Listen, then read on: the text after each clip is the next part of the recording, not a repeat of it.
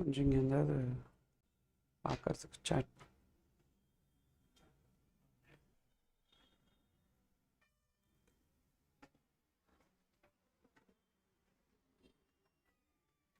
Hi, hello my dear CA intermediate students, welcome to the marathon revision. So for indirect taxes, so I chose afternoon because afternoon is a time where you will be sleepy. So that's the reason why I thought I can spend some time with you, and that's the reason why I have chose this particular time. And next thing, I heard that law paper was very difficult and extremely unhappy about it. Don't worry, when times when paper is difficult, so the evaluation will be little easy. Okay, so that's always there, and just stay positive and focus on your tax paper. Fine. So what is the agenda for today? So in today's marathon revision, we are going to focus on the mighty 50 questions, and along with that, how to present this 14 marks question. So that is what first I wanted to focus upon. So you can see here, like this first question, not 14 marks question, actually for you it is a 10 marks question. So this 10 marks question, this is the presentation format, and you need to strictly follow this presentation format for your exam. And first you need to see, so whenever you get a question, so this 10 marks question will have lot of transactions. Inward supplies will be there, outward supplies will be there. You need to first analyze whether it is an inward supply or outward supply. You need to prepare the answer in 4 statements. The first statement is computation of gross GST payable on outward supplies. That is the first statement.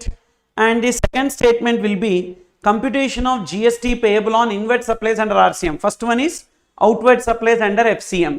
Second one is inward supply under RCM. So first one is FCM liability, second one is your RCM liability. Then you need to compute how much is the ITC availed and reversed. So that's the next part that you need to do, and thereafter finally computation of net GST payable.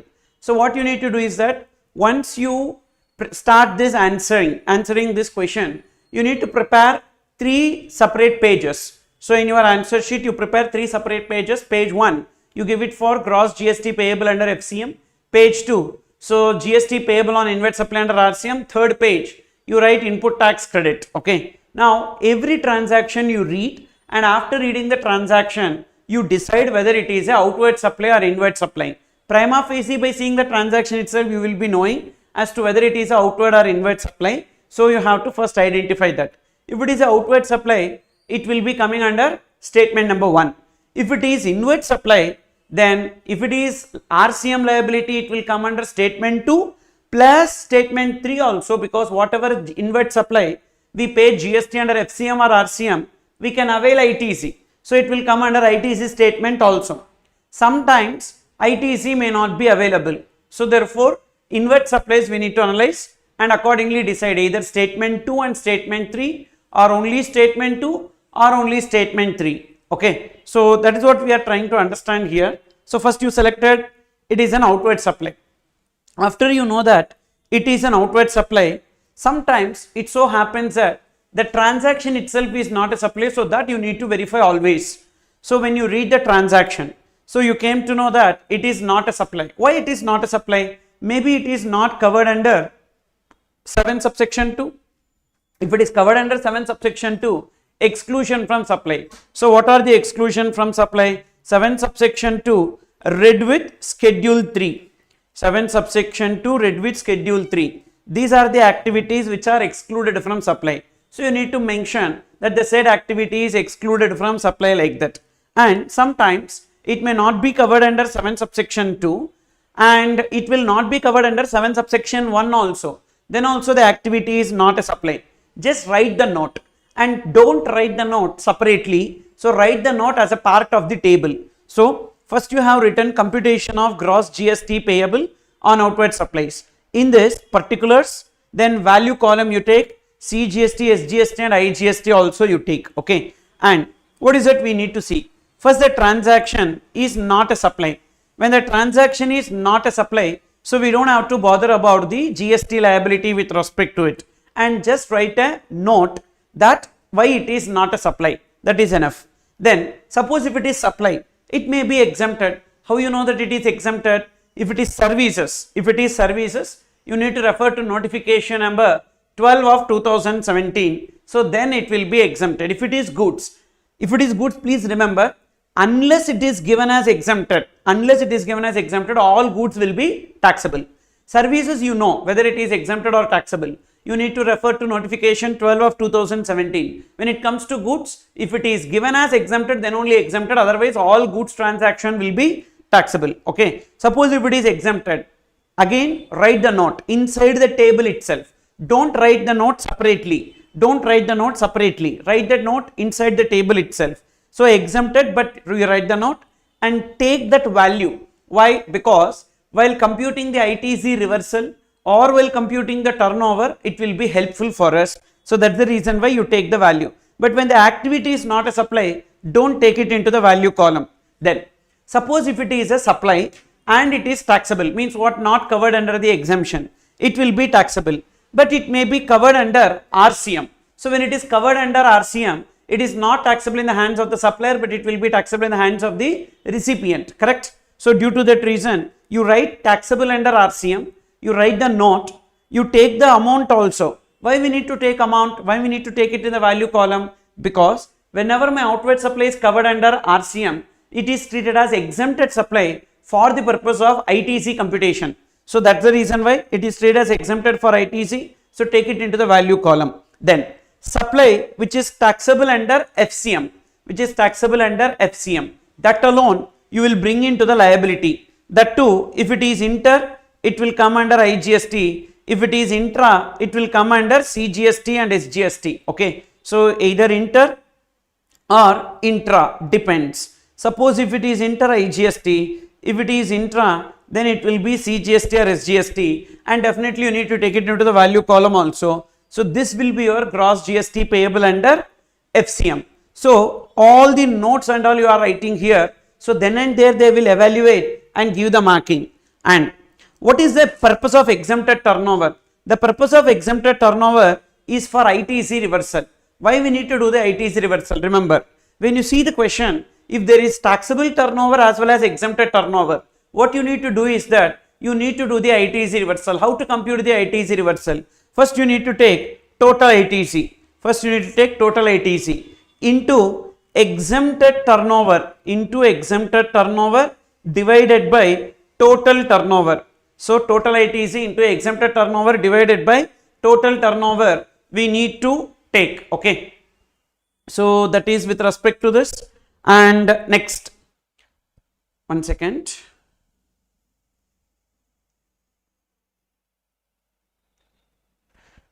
So exempted turnover to total turnover you need to take here, and that is for ITC reversal. And taxable turnover, what is the purpose of taxable turnover? Is for checking the applicability of rule 86B. So what does rule 86B says? So whenever you have rule 86B applicability, when is it applicable? If the taxable turnover in a month exceed 50 lakhs, remember, taxable turnover in a month exceed 50 lakhs, then rule 86B will be applicable. So you have to pay. So for the taxable turnover is required now. Don't take exempted turnover and don't take this turnover under RCM also. Just take only this taxable turnover under FCM.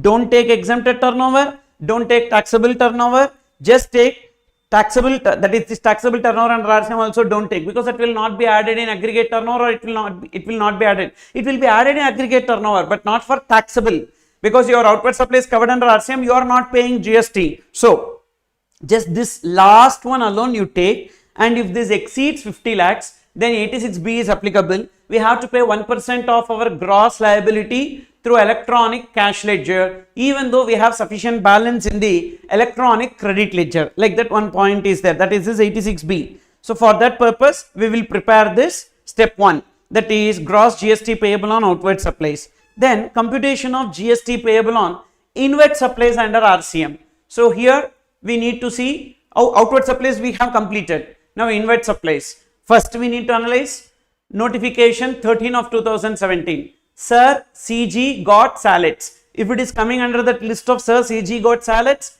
then it will be inward supply covered under RCM. So you need to take this inward supply, whether the activity is supply or not a supply, you need to check. Even inward supply also you need to check whether it is supply or not a supply. If it is not a supply, we don't have to bother about GST payment, okay, and there is no question here. Suppose if the inward supply is exempted, then also there is no question of GST.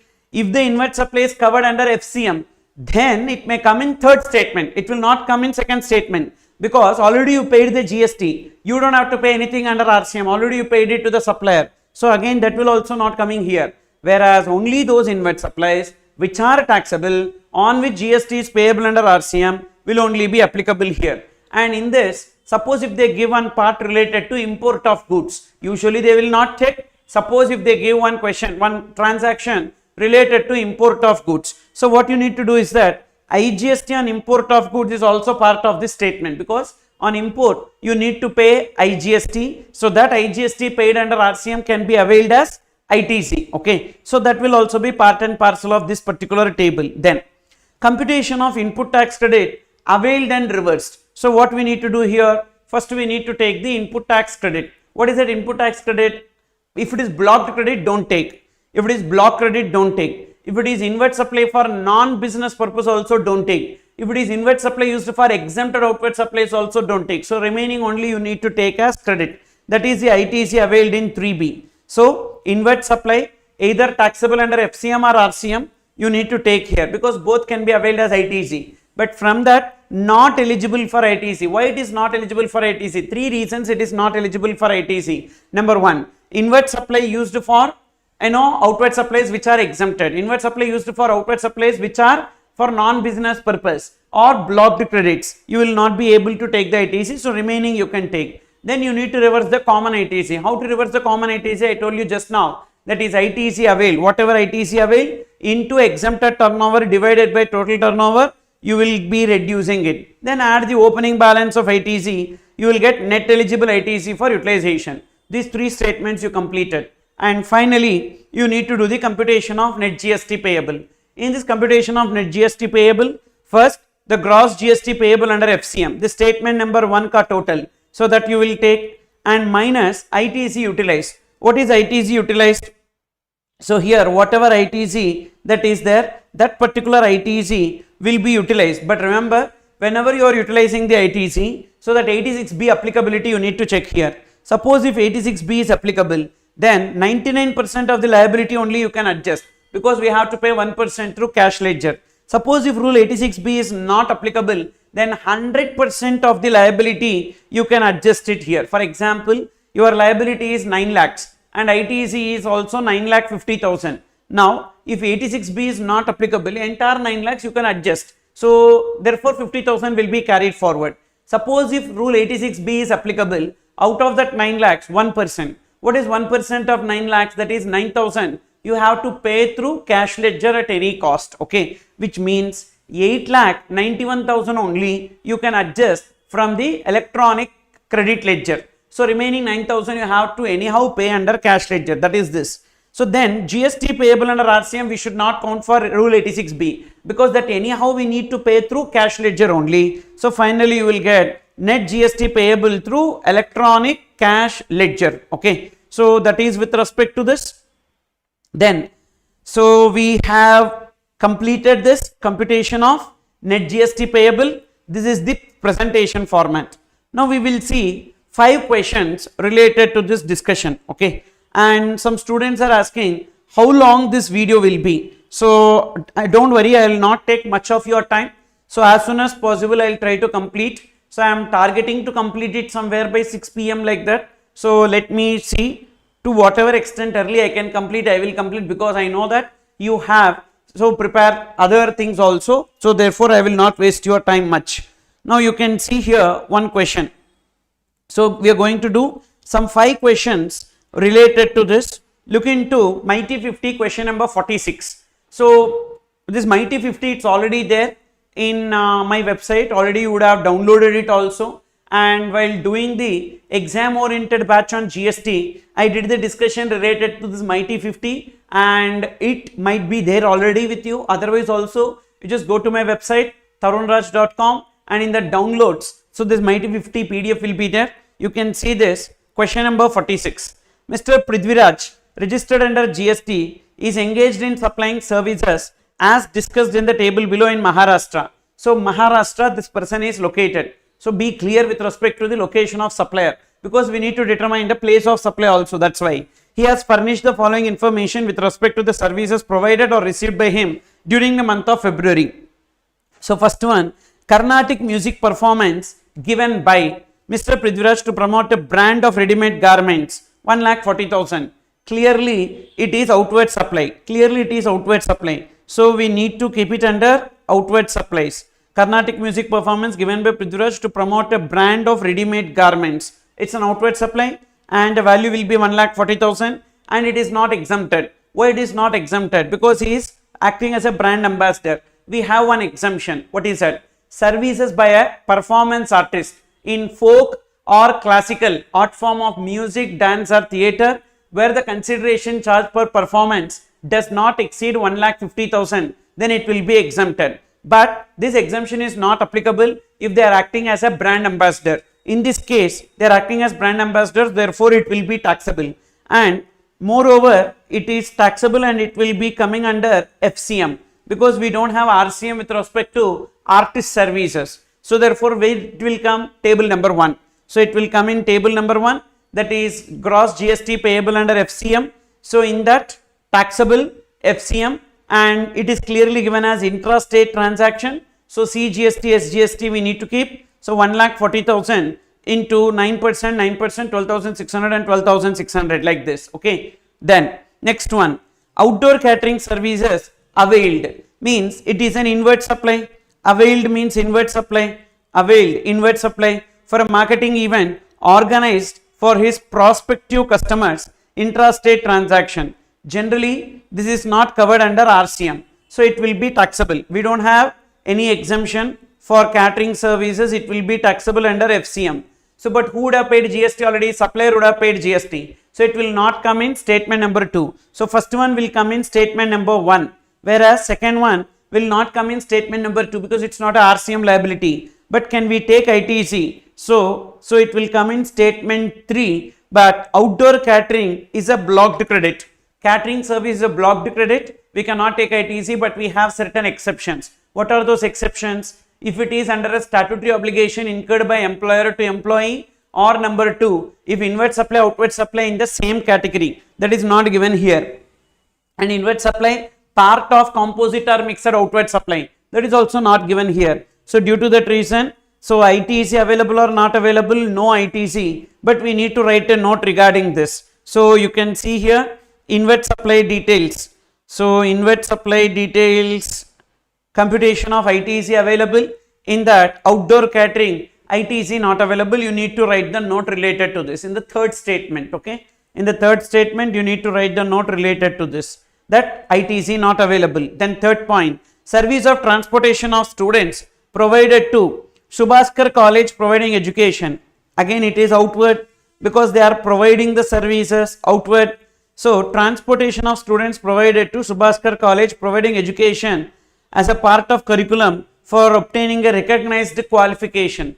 Generally transportation services provided to category 1 education institution. What is category 1 education institution? Education institution providing education up to higher secondary or equivalent, that is 12th standard or equivalent, that is only exempted. But to a college it will be taxable.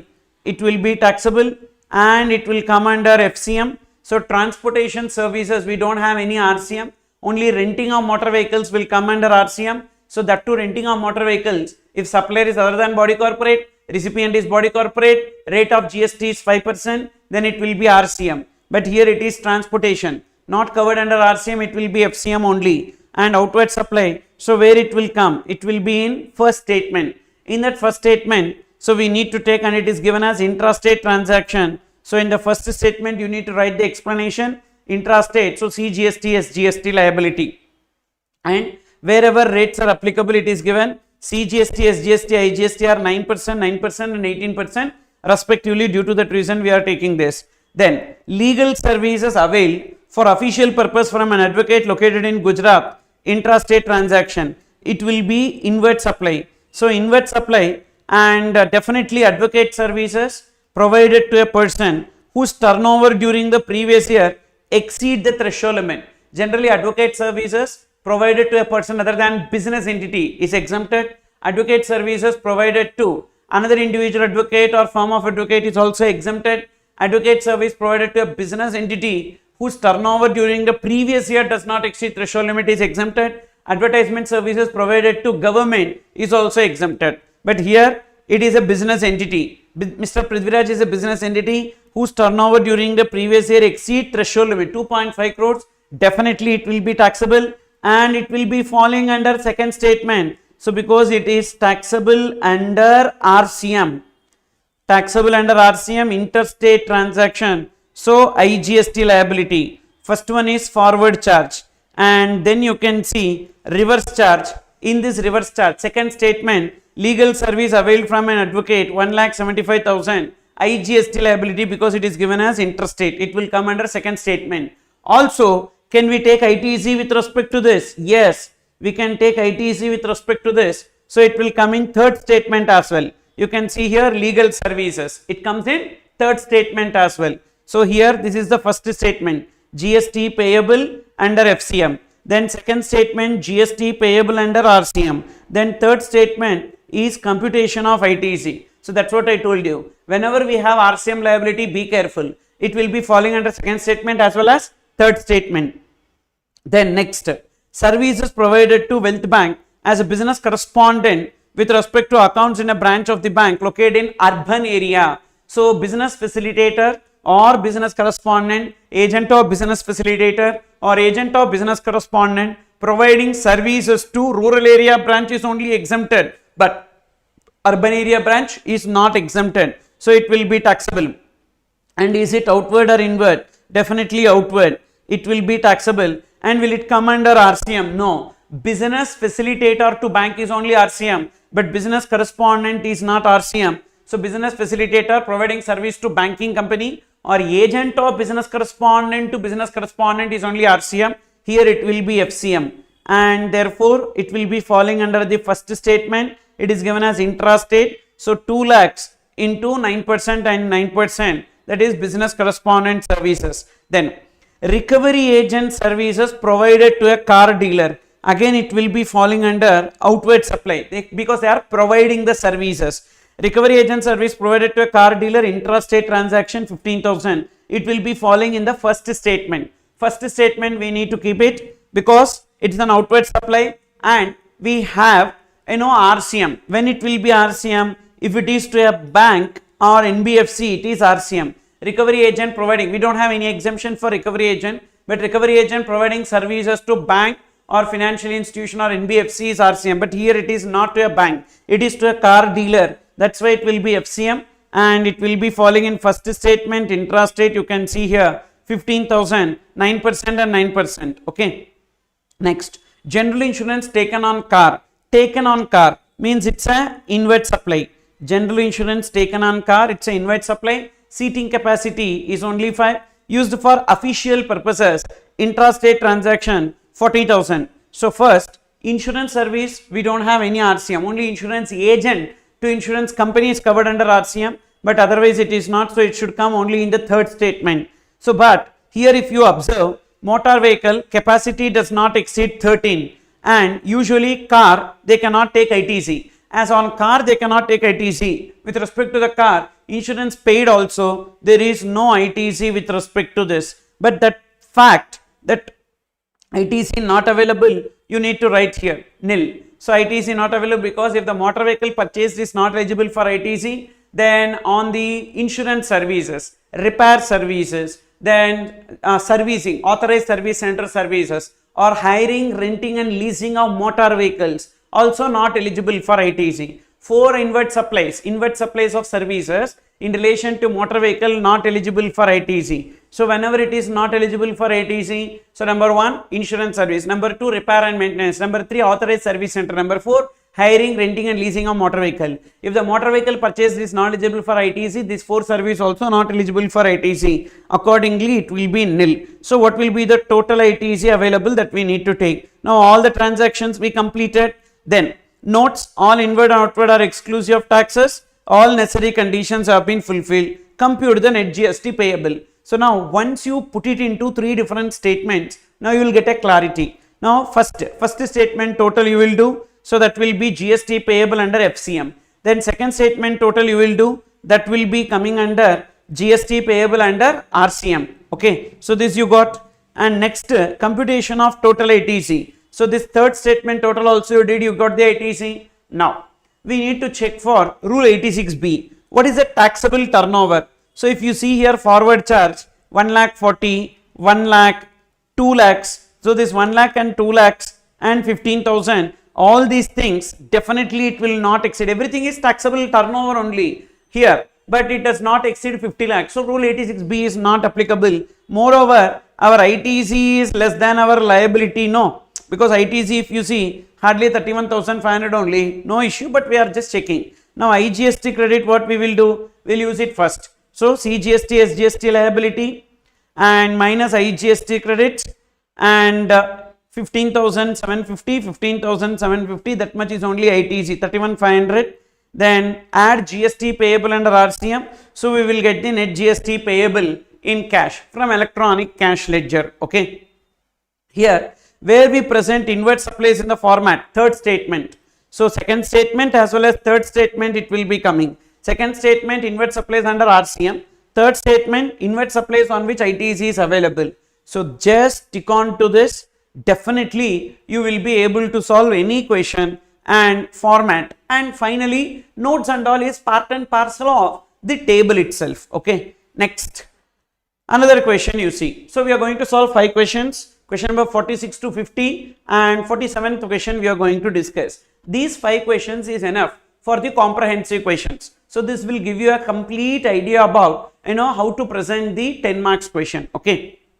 Then so Ajay Limited, a registered dealer in Patna, Bihar, is engaged in various types of supplies. The company provided the following details for the month of January 2022. Outward supply of goods made during the month to various non-related persons. Clearly given outward supply means it will be falling under statement 1 and it is taxable. It is even taxable also and it will be falling under FCM. You can observe here in the state of Bihar, intrastate, market value, transaction value, which should be taken. So suppose if it is to a related persons, see non-related persons is given. If it is to a related persons, we need to take market value, but it is not to a related person because as per section 15 of CGST Act, value of supply will be transaction value if 2 conditions are satisfied. Supplier and recipient are not related, price must be the sole consideration. So here they are not related, so transaction value only should be taken. Even to other states, interstate also same, the transaction value only should be taken, 4 lakhs and 1 lakh. And it is given here that all other inward and outward supplies will be 9%, 9%, 18%, and therefore it will be coming under statement 1. So you need to prepare statement 1, statement showing computation of gross GST payable, outward supplies to non-related persons. Okay. So intra and inter both are there, 4 lakh and 1 lakh. 4 lakh is intra, 9%, 9%, 4 lakh into 9%, 4 lakh into 9%, 1 lakh into 18%, 36,000, 36,000 and 18,000. We got this first one. Then second, services provided to state government of Karnataka. Again it is outward. It is outward. Okay. Then for conducting a computer training program for its employees, total expenditure incurred for the said program was 90,000, out of which 63,000 was borne by state government. We have one exemption, that is services by way of conducting a training program. So the entire training program will be exempted if the expenditure borne by government is greater than or equals to 75%. But here if you see 63,000 divided by 90,000, 63,000 divided by 90,000 is just 70%. If it is greater than or equals to 75% only, it is exempted. It is just 70%. So it is not exempted and it will be taxable. Moreover, it is services provided to government. It is not under RCM. Only services provided by government to business entity will be falling under RCM. So this is not RCM. Therefore, it will be FCM. And 5 lakh will be taxable under FCM. So statement 1 again. Statement 1 only it will be falling. And it is given as interstate. So therefore, IGST liability 5 lakh into 18%. IGST liability 90,000. So this we did. Then next one, stock transfer without consideration to its branch at Gaya, Bihar. Branch has separate GSTIN for convenience of accounting and billing. Value under section 15 is 20,000 intrastate. So whenever we do a stock transfer to its branch in Bihar, where is that they have located? Bihar. They are also in Bihar, branch also in Bihar. Branch has a separate GSTIN, means it's a distinct person. It's a distinct person. Transaction between distinct person, it is supply under 71C and it will be no doubt taxable, and the value will be 20,000 intrastate. So 20,000 into, and it is FCM. So again it is outward supply. So we need to fill under statement 1. So statement 1, if you see stock transfer, so 20,000 into 9%, 20,000 into 9%. So that will be 1,800 and 1,800. So we got the gross GST payable under FCM. Okay. So that should be taken. And next one, this is inward supply. So inward supply of various service for use in the course or furtherance of business. So it is in the course or furtherance of business, 30 invoices. So 6,50,000 is the amount. Related to this, they have given some point. Out of 30 invoices of inward supply received, 6 invoices with taxable value amounting to 1,50,000 where e-invoice in respect of which invoice reference number was not mentioned. However, all these invoices were duly reflected in 2B. So since the suppliers have filed GSTR 1, ITC not available. We have studied one very important point in e-invoice. What is that? If a supplier is required to give e-invoice but instead gave a normal invoice, even though he reported in GSTR 1 and it got reflected in GSTR 2B, but the recipient cannot avail ITC with respect to that. So therefore, with respect to this 1,50,000, ITC not available. So it will be falling under third statement. It is not a RCM liability. So 6,50,000 minus 1,50,000. You can see here statement showing computation of input tax credit. Here we don't have RCM liability. So just statement 3 itself is statement 2. So inward supplies during a month 5 lakhs. Why 5 lakhs? Why are we not taking 6,50,000? Because 1,50,000 e-invoice is not issued. So 5 lakhs into 9%, 5 lakhs into 9%, 45,000 and 45,000.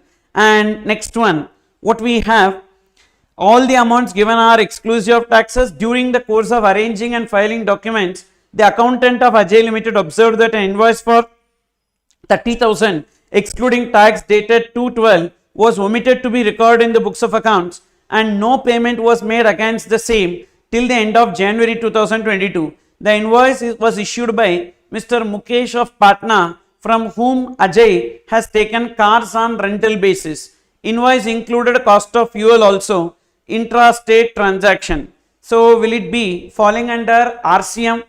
So car rental service given as 5%, supplier Mr. Mukesh other than body corporate, and the recipient is Ajay Limited, body corporate. So supplier is other than body corporate, recipient is body corporate, and the rate of GST is 5%. No doubt it will be under RCM.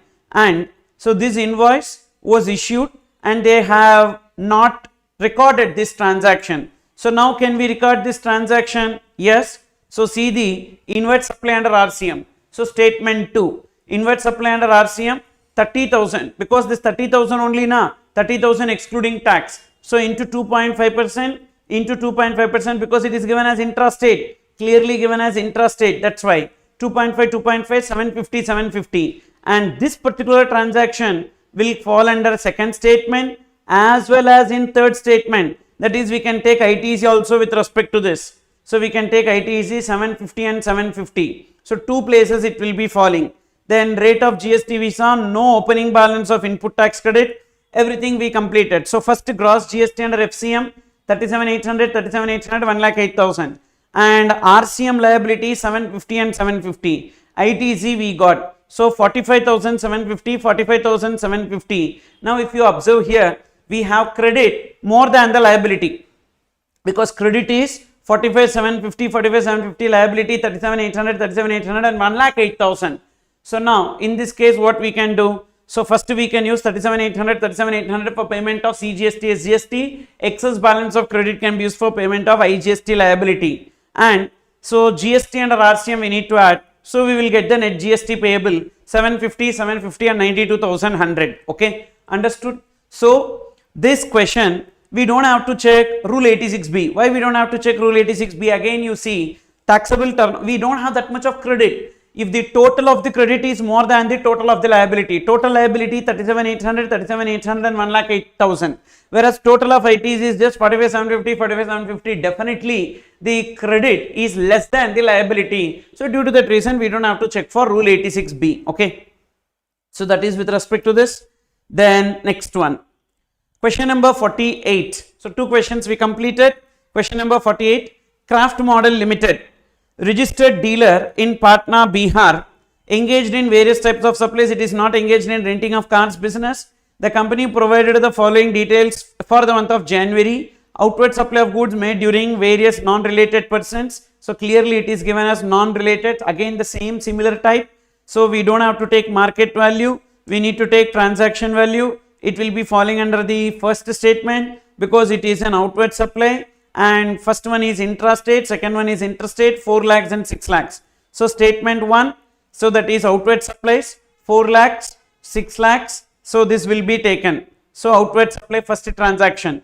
Next transaction, the company pledged its 5% equity shares to the merchant banker for the purpose of proposed initial public offer. In this case, first of all, this pledging of equity shares is not a supply. So that is a fact that we need to write. It is not a supply. It is not a supply. Why it is not a supply? Okay, they are pledging. What is the consideration they are getting in relation to that? They are not getting any consideration. So that is the fact that you need to write. Supply includes supply of goods and service. Shares being securities are neither goods or services. Thus transfer of shares, which is neither goods nor service, is not a supply. So we need to write about that. Then next, stock transfer of goods worth rupees 58,000 without consideration to its branch at Gaya, Bihar. A branch has been declared as an additional place of business, which means they are not getting a separate registration. Again it is not a supply. So why it is not a supply? Because it is not a distinct person. Within the state they have not obtained separate registration. So due to that reason it's not a transaction between distinct person. So not a supply. Okay. Then next one, intrastate inward supplies. So it's an inward supply of various services for use in the course or furtherance of business, 30 invoices. Out of 30 invoices, details of 10 invoices amounting to 2,50,000 were not furnished by suppliers in GSTR 1 and resultantly were not reflected in 2B. If it is not reflected in 2B, can we take ITC? No, we cannot avail ITC. So from 12 lakh, we need to remove 2,50,000. So how much we will get? 9,50,000. On that 9,50,000, GST paid can be taken as ITC. It is given as intrastate. So you can see here it will be falling under ITC statement, 9,50,000 into 9%, 9,50,000 into 9%. So it will be falling under the third point. Okay, third statement. Then outward supply of services. Again it is outward supply of service of milling of paddy into rice. Milling of paddy into rice is not exempted. Generally job work in relation to agricultural produce is exempted, but here rice is not an agricultural produce. So job work in relation to this will not be falling under exemption. So it will be taxable and it will be falling under FCM. So again it is outward. So we need to keep it under statement number 1 and it is given as intrastate. So 2 lakhs into CGST, SGST. So that is the service of milling paddy into rice. Next one, outward supply of service of giving trucks on hire to a governmental authority. Say this, giving trucks on hire to a government authority, it's an outward supply clearly given in the question itself. And renting of motor vehicles, trucks that can be used as transportation of goods to a GTA is exempted. We have an exemption. I am having truck that can carry goods that I am giving on rent to a goods transport agency. Now whatever rent I receive, that rent will be exempted. Accordingly this rent will be exempted here. But here it is to a government authority, not to a GTA. So due to that reason it will be taxable and it will be falling under FCM. So it will come under statement number 1, 1,50,000 into 9%, 9%. Had it been given as GTA, it would have been exempted. Okay. Then next one, amount paid to IIM Ahmedabad, Gujarat for providing 15 days management training to 10 managers from 10th January. The IIM provided participation certificate at the end of the training program. So now where it will be falling, again outward supply, and this is not exempted. Why? Only if it is a program more than 1 year.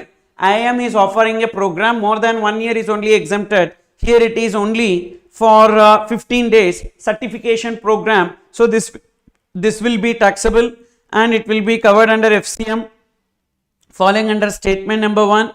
So 5 lakhs on which GST will be payable. So 1 second. So this is inward or outward? Amount paid to. Amount paid to means what? Inward. Amount paid to means inward. Amount paid to. Okay. So therefore it will be falling under third statement, that is ITC statement. Here you can see IIM course not exempt and it will be interstate, it will be taxable. We can take ITC with respect to this.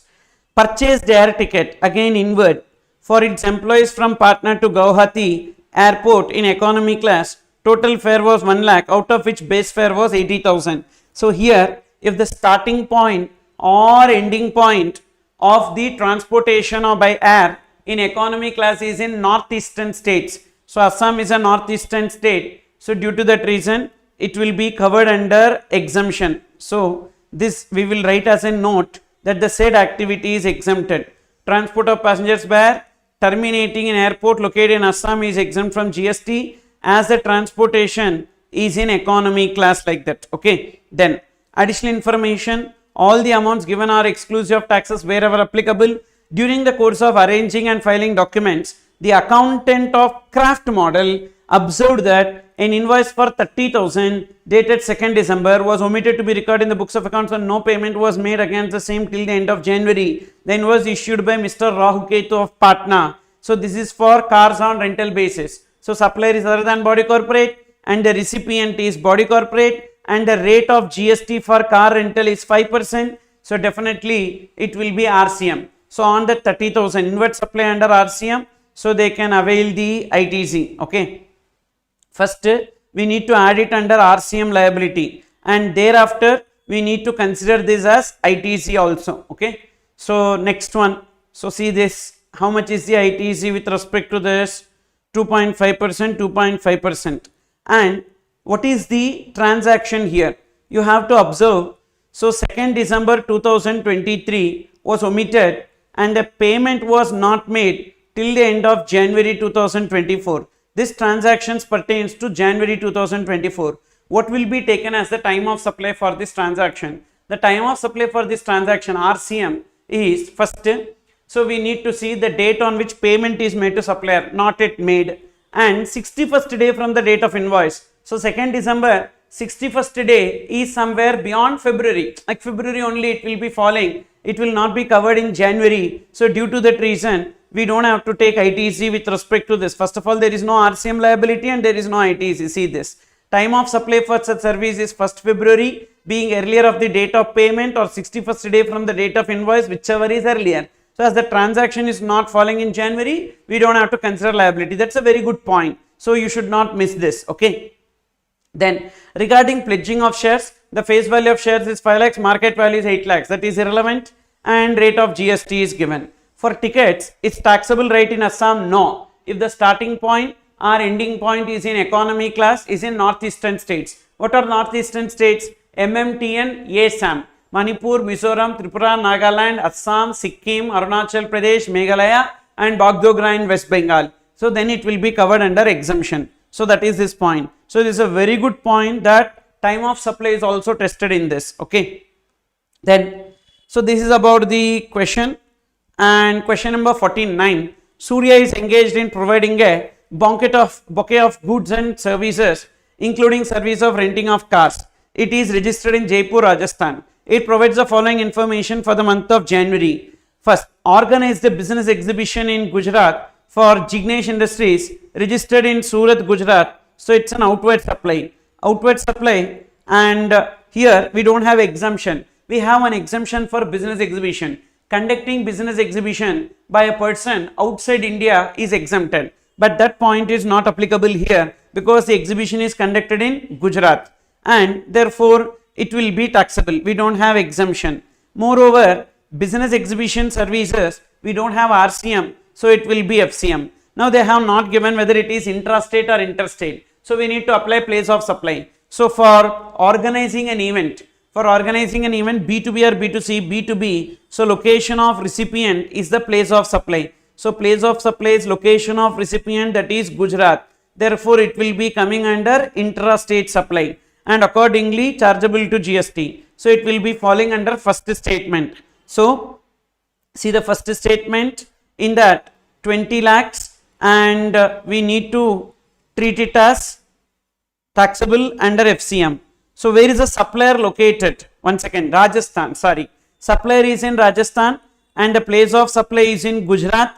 Then it will be falling under interstate supply, not intrastate supply, interstate supply, because supplier is in Rajasthan na, place of supply is Gujarat. Because in case of organizing an event, B2B location of recipient, B2C we need to take location where the event is held. If the event is outside India, then location of recipient. Okay, so it is interstate supply, chargeable to IGST, 20 lakhs into 18%. So question number 47. Why did we consider time of supply for the similar adjustment? Because in case of that question, so time of supply falls in that period itself. You can see that here they have given 212 was omitted to be recorded in the books, and the same till the end of payment was not made till the end of January. So here again it is related to what the accountant observed an invoice,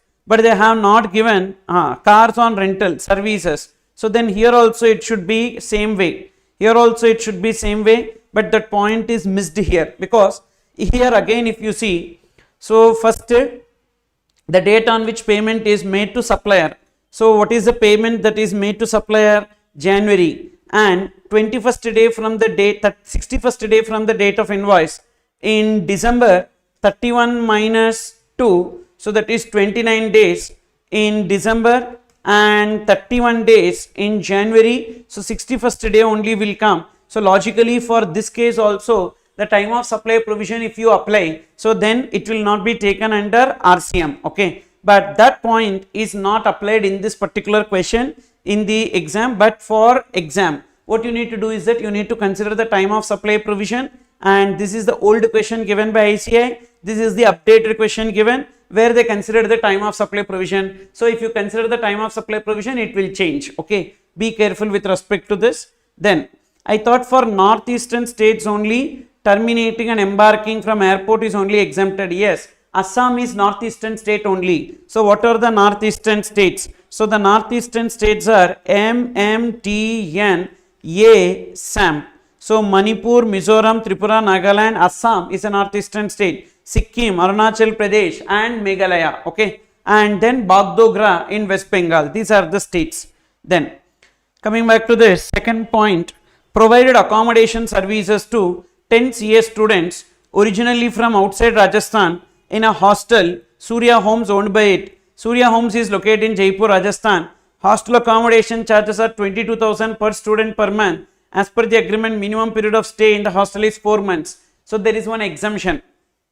First, it is an outward supply. There is one exemption with respect to hostel accommodation. So that is minimum 90 days, but value should be less than or equals to 20,000 per month per person. So here it is 22,000. Due to that reason, it will be taxable. And accommodation services FCM, here place of supply will be location of property. What is the location of property? Location of property, where is the property located? Rajasthan, and therefore it will be falling under intrastate supply. So statement number 1, 2,20,000 CGST and SGST, that will be considered. The next one, third, performed Carnatic music to promote a brand of ready-made garments, Wrigley Garments registered in Udaipur, Rajasthan. So it's an outward supply, and as they are acting as brand ambassador, it will be taxable. It is not exempted, and it will be FCM. And here for this performance artist, we don't have any specific provision. So general provision, location of recipient will be taken as place of supply, Rajasthan. Supplier also Rajasthan, therefore it is intrastate supply. It will be falling under statement number 1. Okay, so therefore say this statement number 1, that will be 1,45,000 CGST SGST. So 1,45,000 into 9%, 1,45,000 into 9%.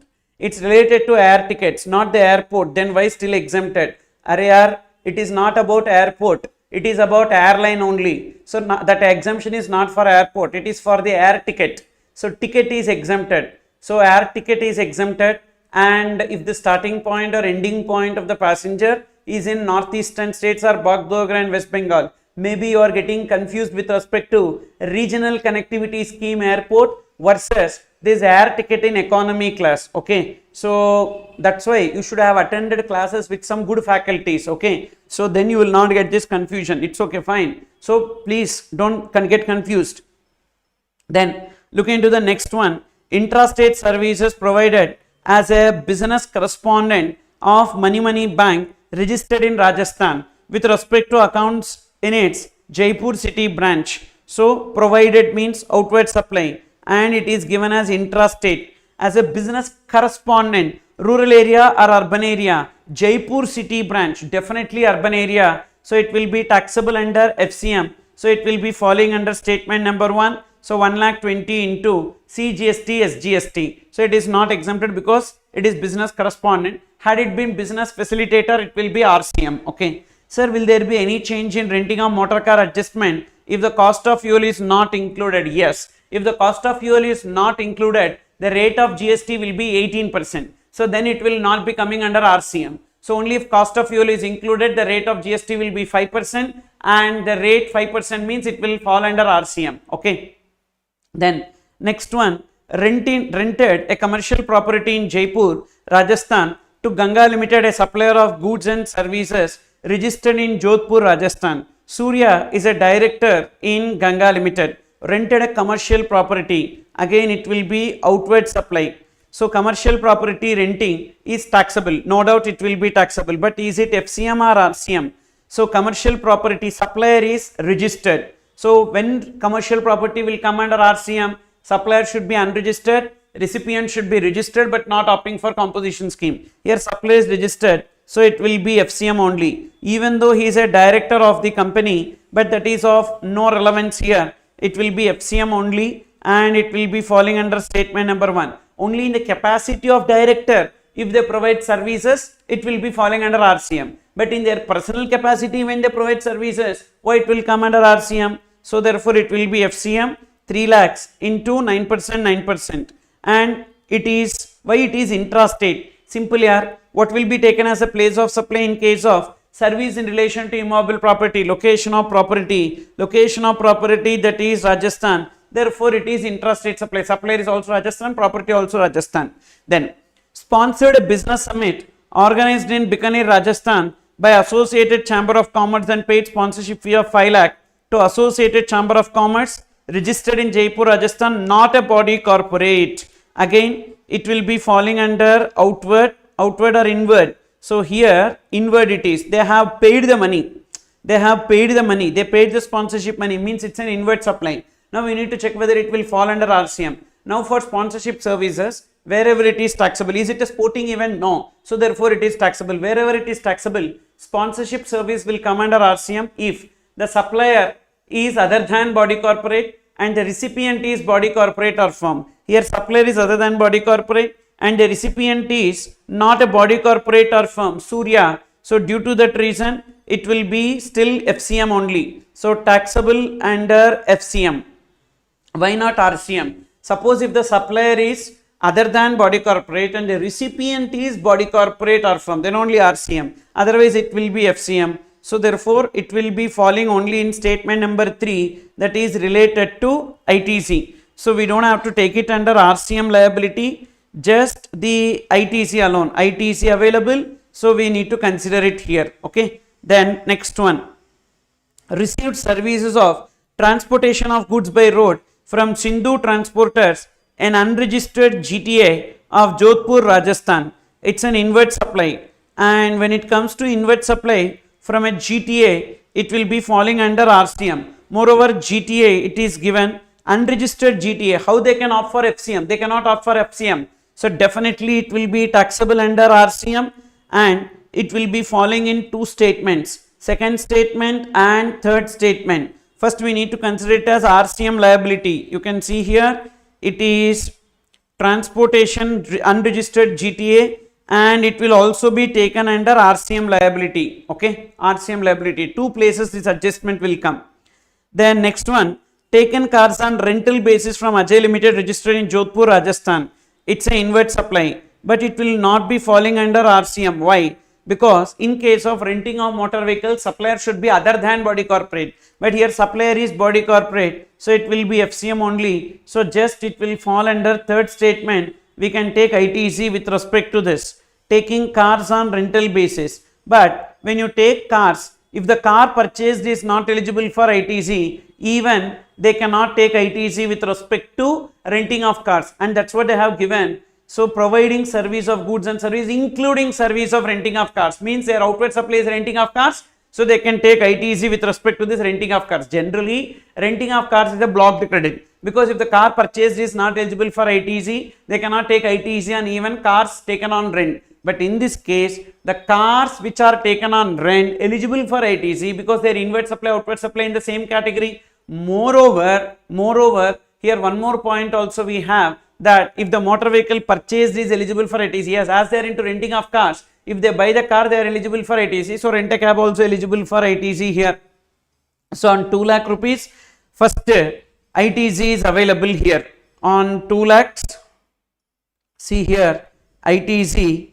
So taken cars on rent 1 lakh 50. So how much is the value here given? 2 lakhs 1 lakh 50,000. So some correct. This is 1 lakh 50,000. It's a print error. It came here 1 lakh 50,000 on that. So CGST, SGST paid can be taken as ITC. So we have got the total ITC, total liability, and finally net GST payable computation. So this I think the latest RTP question, because they have included the amendments and all in this. Then the last question related to this 10 marks question, that is question number 50. Mr. Sagar Chaturvedi, registered under GST, is engaged in supplying multiple services as discussed in the table below. In Mumbai, Maharashtra, he has furnished the following information with respect to service provided and received by him during the month of April. Service of transportation of students provided to Sanskar College offering the degree courses. First, it is an outward supply, and as it is an outward supply, it will be taxable and it will be FCM, because transportation is not exempted because it is not a category 1 education institution. And so here, whether it is intrastate or interstate, we have not got the information. So what we need to consider it as, say this, multiple services, and in Mumbai, Maharashtra, so in respect of supplies of services provided and received, and is there any information about here rates of GST for inward and outward? All inward and outward are exclusive of taxes. All conditions necessary for availing ITC have been fulfilled. All the above mentioned supplies are intrastate, clearly given intrastate. So that's why we don't have to bother. We'll take 90,000 CGST, SGST, 9% and 9%. So that is the first statement. So it will fall under first statement. Then next one, outward supply of service of milling of paddy into rice. Again it is outward and it is given as rice. So it will be taxable and it will be FCM, statement number 1, and intrastate only. So 1 lakh 80 into 9%, 1 lakh 80 into 9%. Received service by way of transportation of goods means inward from Sindhu transporters and unregistered GTA. Definitely it will be inward under RCM, and we can take ITC with respect to this because supplier is unregistered GTA. Naturally it will be RCM only. So 2.5%, 2.5% will be taken. So first it should be falling under RCM liability. So 2 lakhs into 2.5, 2.5, and then again it will be falling under ITC also. So two places the adjustment will fall. Then next one, organized a business exhibition in Gujarat for Ramesh Industries, registered in Delhi. So it is outward, and it is taxable under FCM, organizing a business exhibition. So it will fall under statement 1. So 20 lakhs one second. So organized a business exhibition in Gujarat for Ramesh.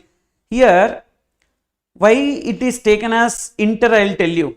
Because organizing a business exhibition means organizing an event. Organizing an event, what will be taken as a place of supply? The place of supply will be location of recipient, that is Delhi. And where is that this person is located? Maharashtra. So therefore it is interstate. So it is considered in interstate 20 lakhs. That is wherever it is not given, you consider it as intrastate. Wherever the information for determining the place of supply is not provided. So first case it is not provided, second case also not provided, so we consider as interstate. But third case, the information for determining the place of supply is provided. So that's the reason why we are determining the place of supply as location of the event. You know now, organizing an event. B2B is location of recipient, B2C location where the event is held. If the event is outside India, then location of recipient.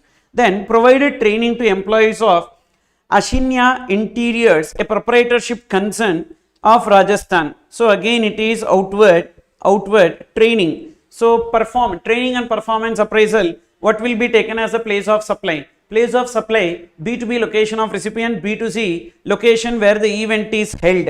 So provided training to employees of the interiors, a proprietorship concern of Rajasthan, which was not registered under GST. So wherever the training is considered, that should be taken. So here we don't have that information, so we treat it as intrastate supply. So say this 1 lakh. So thus place of supply is Mumbai, wherever the service is actually performed, and that will be intrastate.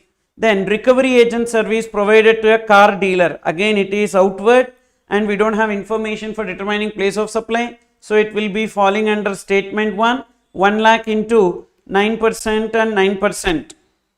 1 second. Recovery agent services provided to a car dealer. So that 30,000 into 9% and 9%.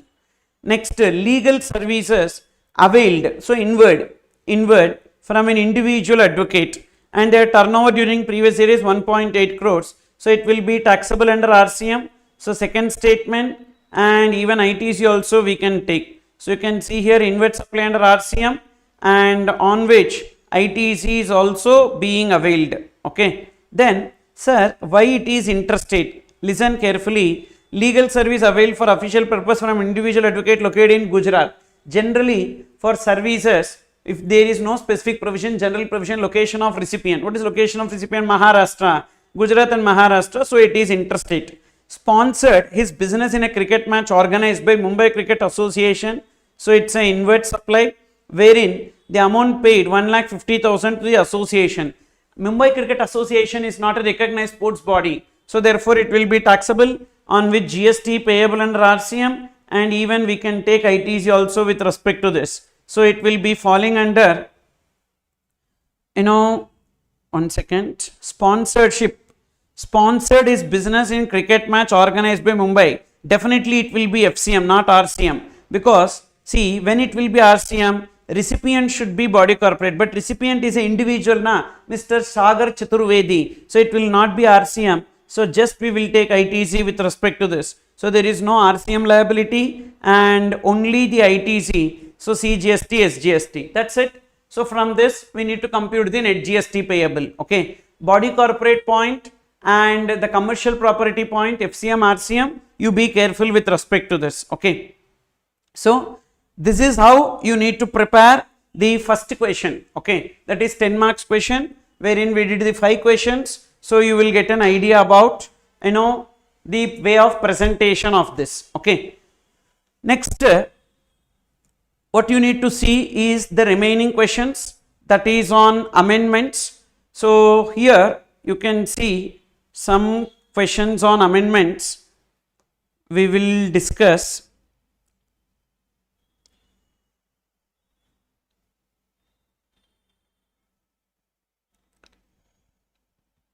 So look into question number 40. Question number 40. So we'll see reverse. Mr. Shambhu, a trader registered under GST in Delhi, is engaged in wholesale business of toys for kids. Mr. Nandi, registered in GST Patiala, a regular return filer, supplies toys in bulk to Shambhu for selling it to end consumers. So Nandi is selling So Shambhu trader is engaged in wholesale business of toys. Mr. Shambhu paying tax in regular scheme in Delhi has not filed GSTR 3B for last 2 months, which means his e-way bill will be blocked. If a person has not filed returns GSTR 1, GSTR 3B or CMP 8 for 2 tax periods, so their e-way bill will be blocked. Shambhu paying tax. Nandi wants to generate e-way bill. Who is selling? Shambhu is selling. Shambhu is selling to Nandi. And for their outward supplies, neither Shambhu nor Nandi or any other person can generate the e-way bill. Mr. Nandi wants to generate e-way bill for toys amounting to 5 lakhs to be supplied to Shambhu. Okay. So Nandi is selling. So for sale by Nandi, can the e-way bill be generated? Yes. Remember, only for outward supplies. That is, if Shambhu has not filed returns, so for Shambhu's outward supply only e-way bill will be blocked, not for his inward supplies. Here Nandi wants to generate e-way bill for toys amounting to 5 lakhs to be supplied to Mr. Shambhu. Yes, e-way bill can be generated. Also, Mr. Narayan from Jammu approached Shambhu for purchasing toys amounting to 75,000 for the purpose of return gift on his son's first birthday party. So Shambhu wants to generate e-way bill with respect to the outward supply, which is not possible. Okay, so first we need to write about the blocking of e-way bill. And remember, whenever you get questions like this, ensure that you are writing the answers in 4 parts. Number 1, you give the proper reference, and that reference for e-way bill is rule 138. Rule 138. It is A, B, C, D. If you don't know, it's okay. But remember, rule 138 deals with e-way bill provisions. And then we need to write about the provision. What is that provision? That is, a person cannot generate e-way bill if, that is, their e-way bill will be blocked if they are not filing returns for consecutive 2 tax periods. So that point, or if their registration has been suspended due to the specified reasons, that provision you will write. Then in the present case, so Mr. Nandi is making outward supply to Shambhu, and for Shambhu it is an inward supply. For inward supplies, e-way bill can be generated, but for the outward supplies of Mr. Shambhu, e-way bill cannot be generated. So that is a conclusion you need to draw with respect to this. Okay. Then next question number, so that is this, and question number 39. So, sir, accounts and records, important theory question and even place of supply. Please just tell topics. See, place of supply, there is no theory questions and all. You have to read the place of supply. Place of supply is a very, very small chapter. You just quickly go through the place of supply provisions for goods and services. That rules related to place of supply you ignore. But at least the goods and services related place of supply, you quickly go through that. And accounts and records, so one table I have given in the revised book.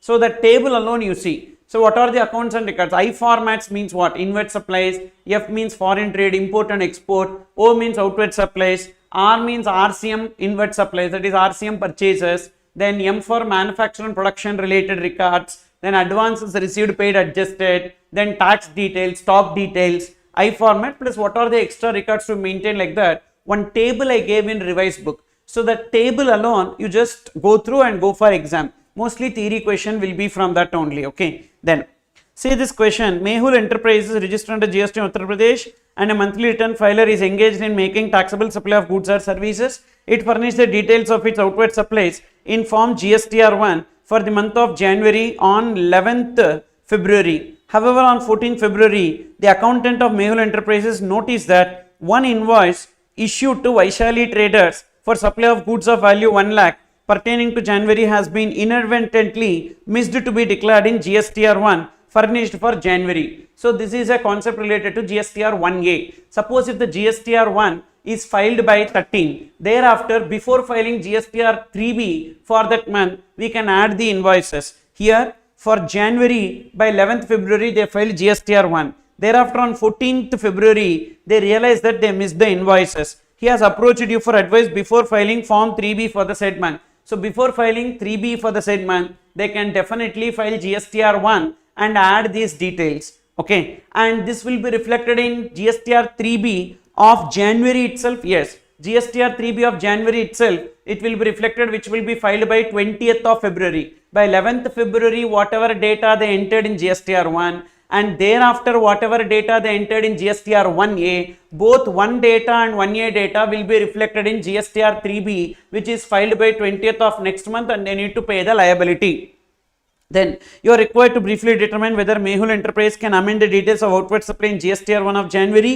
If such amendment is permitted and details of 1 are amended, whether the details of said invoice will be available to 2B of Vaishali traders. No. So whatever data of GSTR 1 only will be reflected in 2B, that too if it is filed by the due date. So here 1A data will not be reflected in January 2B, 1A data will be reflected in February 2B. It will not be reflected in January 2B. February month 2B, which is generated in March, that only it will be reflected, not in January. So 1A data, same month effect will be there. But 1A data will have effect in the next month. Okay. Then, sir, why are we entering inward supplies in tables in ITZ questions? So we need to take the inward supplies here, then only we will be able to compute the ITZ. Na? So input tax credit we need to take. Okay. So only when we take input tax credit, we will be adjusting it against the liability. I didn't get you. Why you are asking this question? Fine. So that is the answer for this question number 39. Then question number 38. PKR Limited have filed their GSTR 3B return for the month of August within the due date, that is 20th September 2020. It was noticed in October 2020 that tax dues for the month of August have been short paid by 10,000. The shortfall of 10,000 was paid through cash ledger and credit ledger of 7,500 and 2,500 respectively. So this is arrears of tax. So here what happened, for the month of August they already filed the due date, by due date GSTR 3B. Thereafter they came to know that there is a delay in payment or like late payment of tax with respect to one transaction, that when they are paying interest will be computed on entire 10,000. Why? Now usually if there is a delay in filing 3B only, the interest will be computed on net liability. For arrears of tax, interest will be computed on gross liability. So here the interest will be computed on 10,000 rupees. From which date to which date? This pertains to which month? For the month of August. For August, what is the due date? 20th of September. And what is the date by which they are making payment? So this 10,000 while filing 3B of October, which was filed on 20th November. So 20th September to 20th November. So in September 10 days, October 31 days, November 20 days. So for 61 days, we need to compute the interest. Okay. So 10,000 into 18% into 61 by 365, that is 300.82, that is 301 rupees will be considered as the interest that is payable. What will be your answer if GSTR 3B for the month of August 2020 has been filed belatedly on 20th November? If there is a delay in filing GSTR 3B, then interest will be computed on net liability. Okay. So here they need to compute only on net liability. What is net liability? That amount which is paid through cash ledger. What is the amount which is paid through cash ledger? 7,500. So 7,500 rupees only we need to compute interest. Remember, whenever there is a delay in filing 3B, interest will be computed on net liability. So the net liability will be 7,500. 7,500 into 18% into 61 by 365, that is 226 rupees will be taken as the interest in this case. Then sir, it is better to file late because the interest liability reduces. No, there is a late fee. Because of filing 3B late, there is a late fee for delay in filing returns. So that point needs to be considered. Next. So next one, Mr. Boluram, a supplier located in Meerut, UP. So two tables. One is for payment of GST under RCM. RCM liability we need to take. And next one is for computing the ITC. Whatever GST we paid under RCM, we can take as ITC also. Then question number 37, Mr. Boluram, a supplier located in Meerut, UP, supplied the bed sheets, pillow covers and blankets to governmental agency registered in UP under a contract. The total contract value is 4,61,000 excluding GST. The value of supply is bifurcated as below: 400 blankets, 850, 17,700 pillow covers. Is government agency required to deduct TDS? Yes. Government agency is also required to deduct TDS. At what rate? So at the rate of 2%. Supplier is in UP and the government agency is also in UP. Then the TDS will be 1% towards CGST and 1% towards SGST. But the total value of supply under the contract should exceed 2,50,000. Yes, the total value of supply under the contract exceed 2,50,000. So TDS will be applicable. So for applicability of TDS, what should be the total value of supply under the contract? 2,50,000. If it exceeds, then on the payment that is remitted, so 1% towards CGST, 1% towards SGST. So here, what is the total amount? 2,40,000, 2,40,000 plus 1,53,000 plus 68,000, that will be 4,61,000 into 1%, that is 4,610 CGST and 4,610 towards SGST. TDS will be deducted by the government agency, which will be reflected in the cash ledger of the supplier, and they can adjust it against their liability. Then next one, question number 36. Sapna Education Private Limited is receiving supplies through e-commerce limited. An e-commerce operator has provided the following supplies during December 2020 through e-com limited. So here we need to compute the TCS. Supply of goods taxable at 12% by registered supplier. As the supplier is registered, so TCS will be applicable in this case. And supply of goods taxable at nil rate. So when the supplies are exempted or nil rated, there is no TCS. Supply of housekeeping service by unregistered supplier. There are 4 services supplied through e-commerce operator. Liability to pay GSTs on e-commerce operator, that is H. Housekeeping services by unregistered person. A. Accommodation service by unregistered person. Transportation of passengers by registered or unregistered person, and eating food in a restaurant by registered or unregistered persons. So due to the reason, housekeeping services by unregistered person is 9.5. Wherever 9.5 comes, so then TCS is not applicable. Supply of other services by a registered supplier, yes, TCS will be applicable. And while computing the TCS, returns needs to be deducted. So 5 lakh plus 1 lakh 50, 6 lakh 50 minus 50,000, that is 6 lakhs. On that 6 lakhs, the rate of TCS is 0.5%, that is 3,000 rupees will be taken as the TCS in this case. Then determine the consequences if the said amount is paid and the return is filed on 15/1/2021. So whenever the TTS and TCS is deducted, it should be paid by 10th of the month following every month.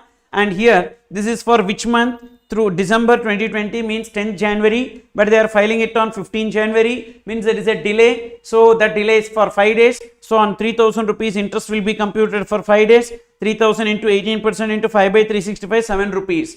Plus, there is a delay in filing return. So for that, late fee also they need to pay. What is a late fee? For TCS, it is 100 rupees per day, subject to maximum 5,000. This is under CGST. Same amount payable under SGST. So 5 days means 5 into 100, 500. So 500 CGST, 500 SGST, that will be 1,000. But for TDS return, it will be 25 rupees per day, subject to maximum 1,000 rupees. Then, question number 35. Ranmo Limited, a registered entity under GST, has demerged its operations with effect from 31st October 2023. The registration of Ranmo Limited has been cancelled suo motu by the proper officer. So proper officer cancelled the registration. The order of cancellation of registration was passed on 4th November and was served on 7th November. Ranmo Limited wishes to apply for revocation of cancellation of registration on 4th February. The tax consultant of Ranmo Limited advised that application for revocation is time barred and hence not valid. No, they can make an application for revocation because what is the date on which the cancellation order was served? So 7th November 2023. The date on which the cancellation order is served, from the date within 90 days, they can definitely go for making application for revocation. If that 90 days is expired, thereafter for a further period not exceeding 180 days, if the additional commissioner or joint commissioner or commissioner specifies, okay, so they can definitely make an application. In the given case, Ranmo Limited can apply for revocation within 90 days from 7th November and the application submitted. When they submitted, so has demerged its operations and application on 4th February 2024. So November, it is like 30 minus 7, that is 23 days in November, 31 days in December, 31 days in January and 4 days in February, 89 days. So it is within that time and even they don't have to get any extension. Therefore, the advice given by tax consultant is not valid in law. Okay. Then next one, you can see here, question number 34. Examine whether the supplier is liable to get registered in the following independent cases. Raghav of Assam is exclusively engaged in intrastate taxable supply of ready-made garments.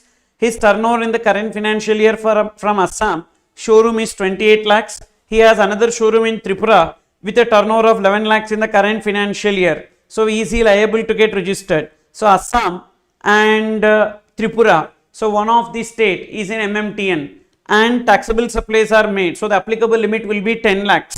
So in the first case, the applicable limit will be 10 lakhs and the aggregate turnover exceeds 10 lakhs, so they should register both in Assam and Tripura, both the states.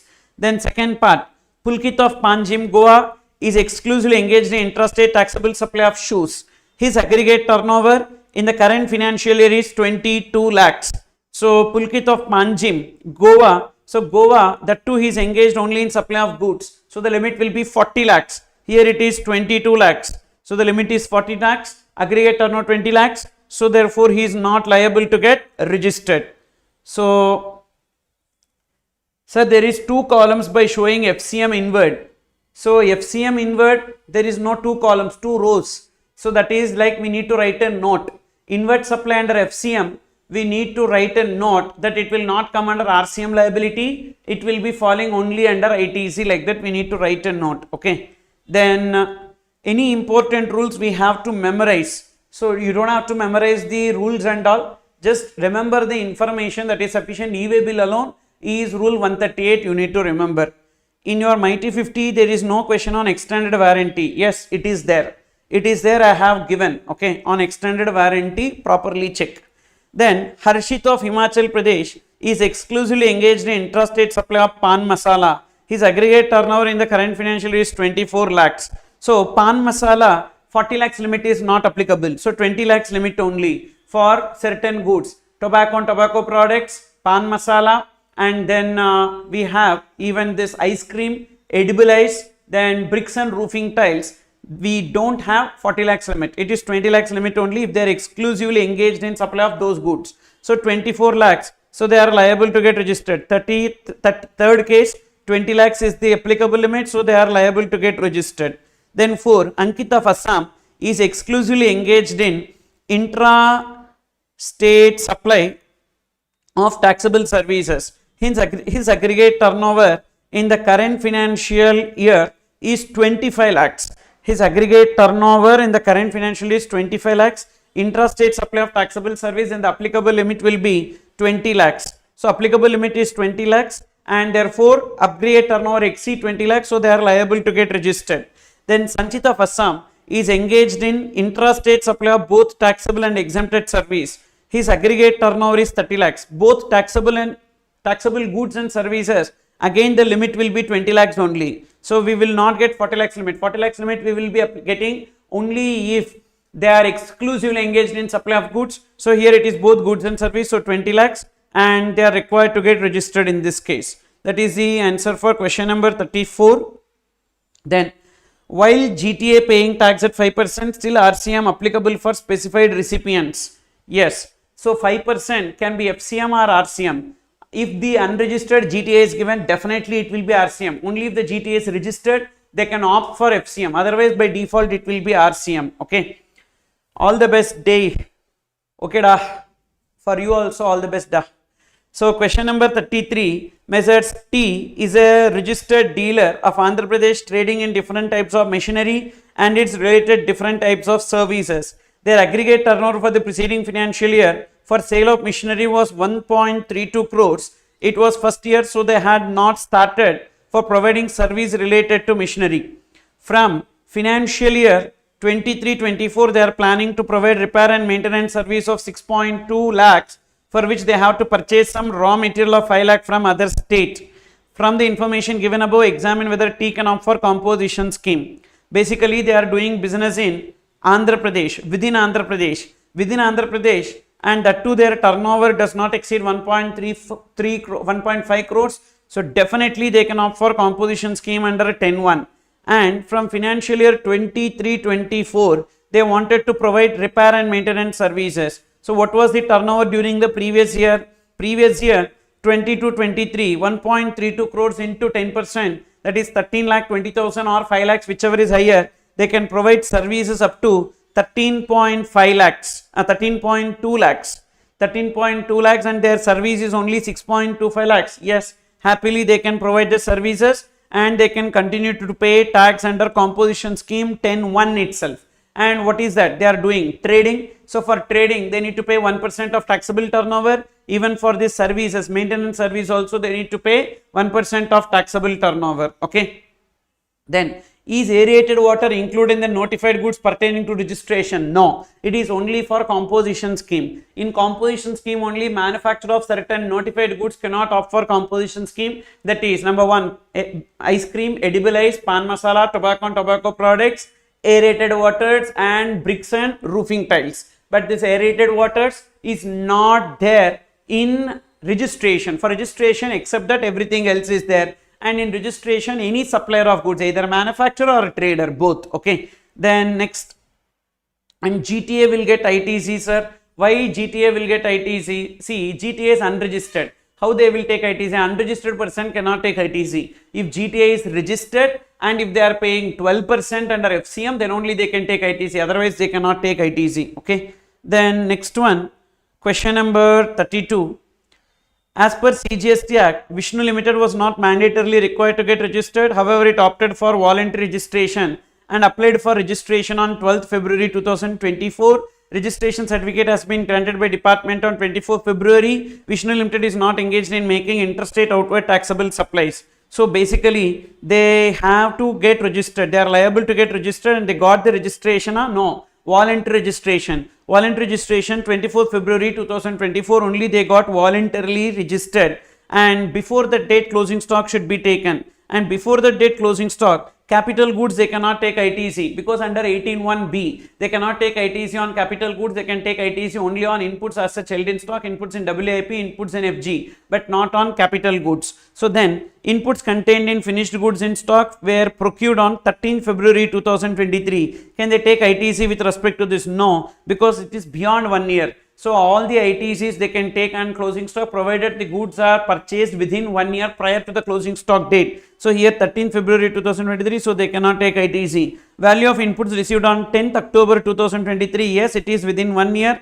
and they can take ITC on 2,50,000. See, GST 6% is GST 6%. Input procured on 1st February 2024, yes, on that also they can take ITC 1,50,000, 7.5, 7.5. Input procured on 8th February lying in finished goods, on that also ITC can be taken. IGST 18%. So accordingly, so we have credit. So 15,000, 15,000, 11,250, 11,250 and 10,800. This is the total ITC. And they have a liability of 31,000. First, which credit to be exhausted? IGST credit should be exhausted, then CGST, SGST. So this is the net GST payable. This is a question related to 18(1)(b). Then question number 31. Briefly examine the place of supply in the following independent cases. Miss Shanti, unregistered resident of Gujarat, went to meet her parents at the native place Patna, Bihar, and buys a medical insurance policy for her parents from an insurance company M&T Insurers Patna, registered in Bihar. The location of recipient in the records of M&T Insurers is Patna. So in case of insurance services, we don't have any specific provision, so general provision. So B2B or B2C. B2C, so location of recipient in the records of supplier. So Patna will be taken as the place of supply in this case. Then second, Lakhan Singh Transports Private Limited GTA, registered in Noida, Uttar Pradesh, is hired by Ram Trade Links to transport its consignment of goods from its warehouse in Delhi to the house of a buyer located in Roorkela, Uttar Pradesh. Now, what will be taken as the answer in this case? Transportation of goods. Transportation of goods to registered person, B2B, location of recipient only will be taken. So, there are three services for which B2B, B2C we need to check. What are the three services? So, number 1, TOT, training and performance appraisal, organizing an event, transportation of goods or passengers. In these three places we need to check. So, transportation of goods or passengers, B2B, location of recipient will be taken, that will be New Delhi. Then see, Karan takes postpaid mobile connection in Mumbai from the service provider Freesia Limited and gives his residence address at Mumbai as the address for the billing with the said company. In case of postpaid mobile connection, billing address will be taken as the place of supply. So, his residence address at Mumbai, so Mumbai will be taken. That is the answer for this place of supply question. Then next one, question number 30. So, there is one query, GTA paying. Then what is GTA pay 5% tax? GTA will pay 5% under FCM, but they cannot take ITC with respect to that. So they will pay out of their pocket and they will recover it from the recipient. Okay, and the recipient can take ITC. GTA paying 5%, recipient also paying under RCM. So GTA will pay but can't take ITC, right? Yes. Either GTA can pay 5% or recipient can pay 5%. If GTA pays 5%, then they cannot take ITC on their inward supplies. or the recipient also can pay 5%. But whatever the case may be, the restriction of no ITC is only for GTA, not to the recipient. Okay. Then see this question number 30. 1 second.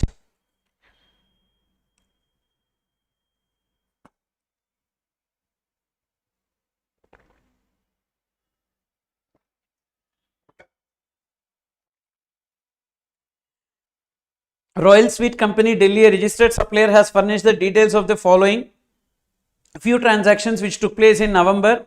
So 11th November, payment made to an advocate in Delhi. Advocate services will be covered under RCM, and here they have given date of invoice and amount is given. So we need to determine the time of supply. So in case of services under RCM, the date on which payment is made to supplier. What is the date on which payment is made to supplier? So 11/11/2000, and date of invoice is given by supplier. If the supplier has not given invoice in case of RCM, so these provisions you need to remember with respect to RCM, that is highly relevant. Okay, so keep this in mind.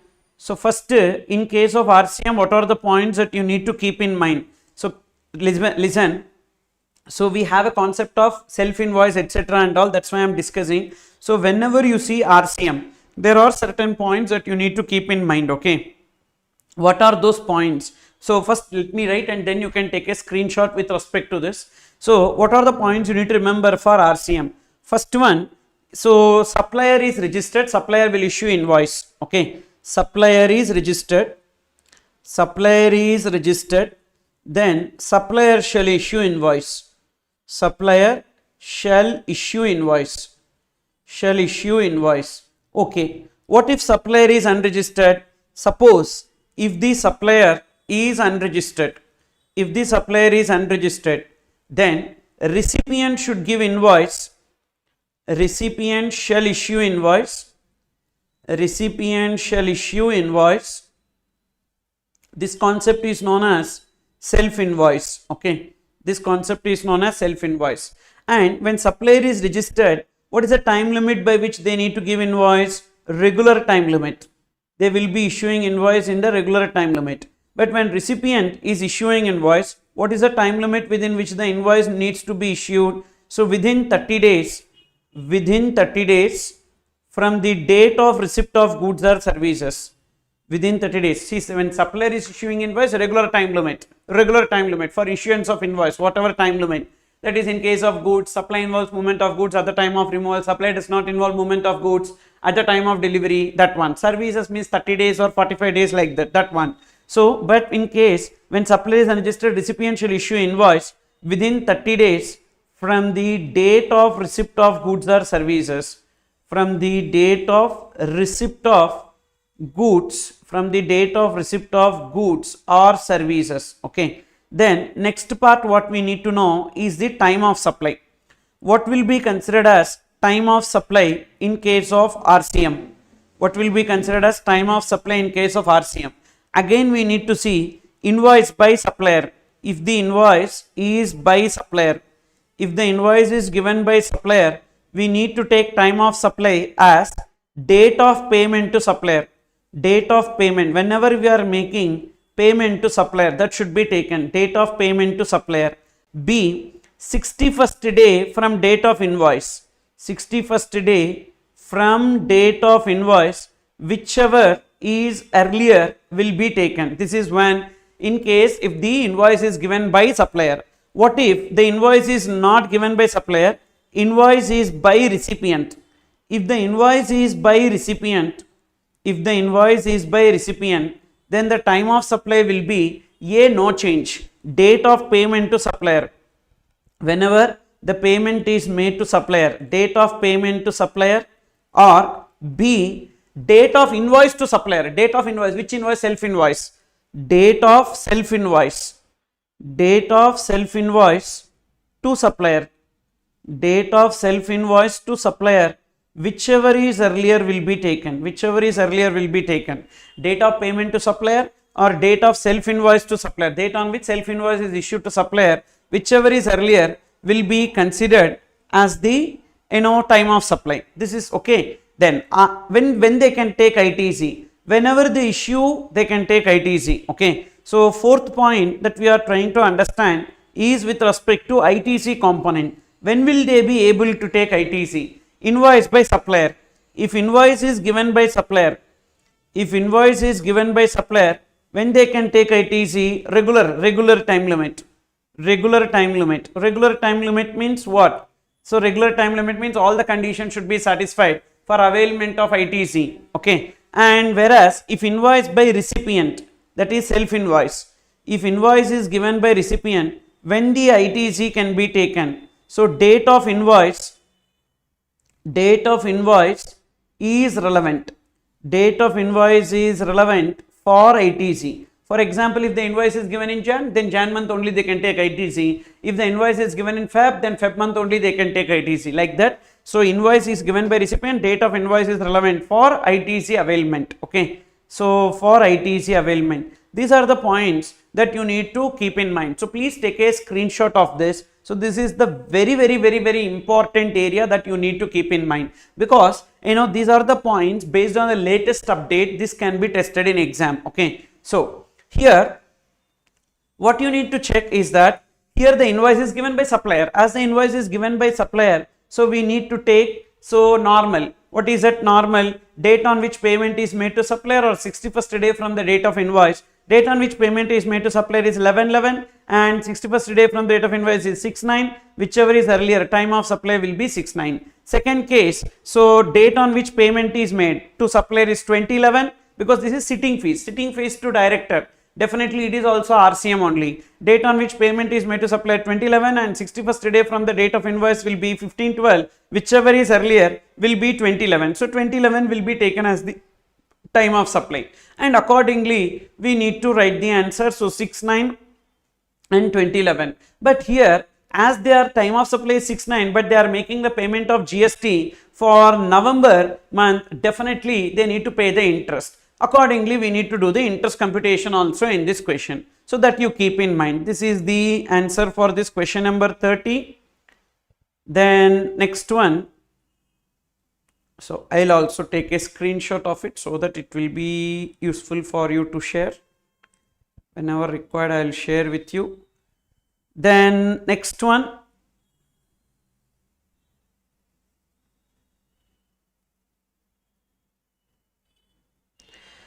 Look into this question number 29. Question number 29. Mr. Jayesh, a registered supplier of Mumbai, received the following amounts in respect of the various activities undertaken by him during the month of October 2022. Commission received as a recovery agent from a NBFC. So this is an outward supply and on which GST is payable under RCM. So don't add it to the liability of Mr. Jayesh, because recovery agent to bank, financial institution, NBFC is covered under RCM, where the bank will pay GST. So don't add it to the liability of Jayesh, and we need to just write the note regarding this. Then actionable claim received from normal business debtor, that is not a supply, but we need to write a note, because actionable claim, what are the specified actionable claims which are covered under supply? HC block, horse racing, then C for casinos, B for betting, L for lottery, O for online money gaming, and G for gambling, and others are not covered under supply. Then next one, amount received from ABC Limited for performance of classical dance in one program. So here it will be covered under outward supply and it will be FCM, wherein the amount is 1,74,500. If it does not exceed 1,50,000, then it will be exempted for classical dance performance, but it will be taxable. So add it to the liability of Mr. Jayesh. Then business assets, old computers given to a friend free of cost. The market value of all the computers was rupees 51,000. And here disposal of business asset on which ITC is availed is supply, but here no ITC is availed, so therefore it is not a supply. So there are 4 activities, even though without consideration constitute supply. DRIP, D for disposal of business asset on which ITC availed, and related party transaction including transaction between distinct persons. Then I for import of service from a related person, another establishment located outside India in the course or furtherance of business, and P for principal agent transactions. Okay, so that is only not a supply. That is only covered under supply. All other activities is not a supply. Here ITC not available. Then 5. Consideration received for 1 month rent from registered individual person for renting of residential dwelling for use as residence. So it is exempted. Renting of residential building for residential purpose to a registered person, even registered individual for his family stay is exempted. Unregistered person is also exempted. So due to that reason, it will be exempted in this case. Then paid to GTA for various consignment of transportation of goods by road, and this will be inward supply taxable under RCM.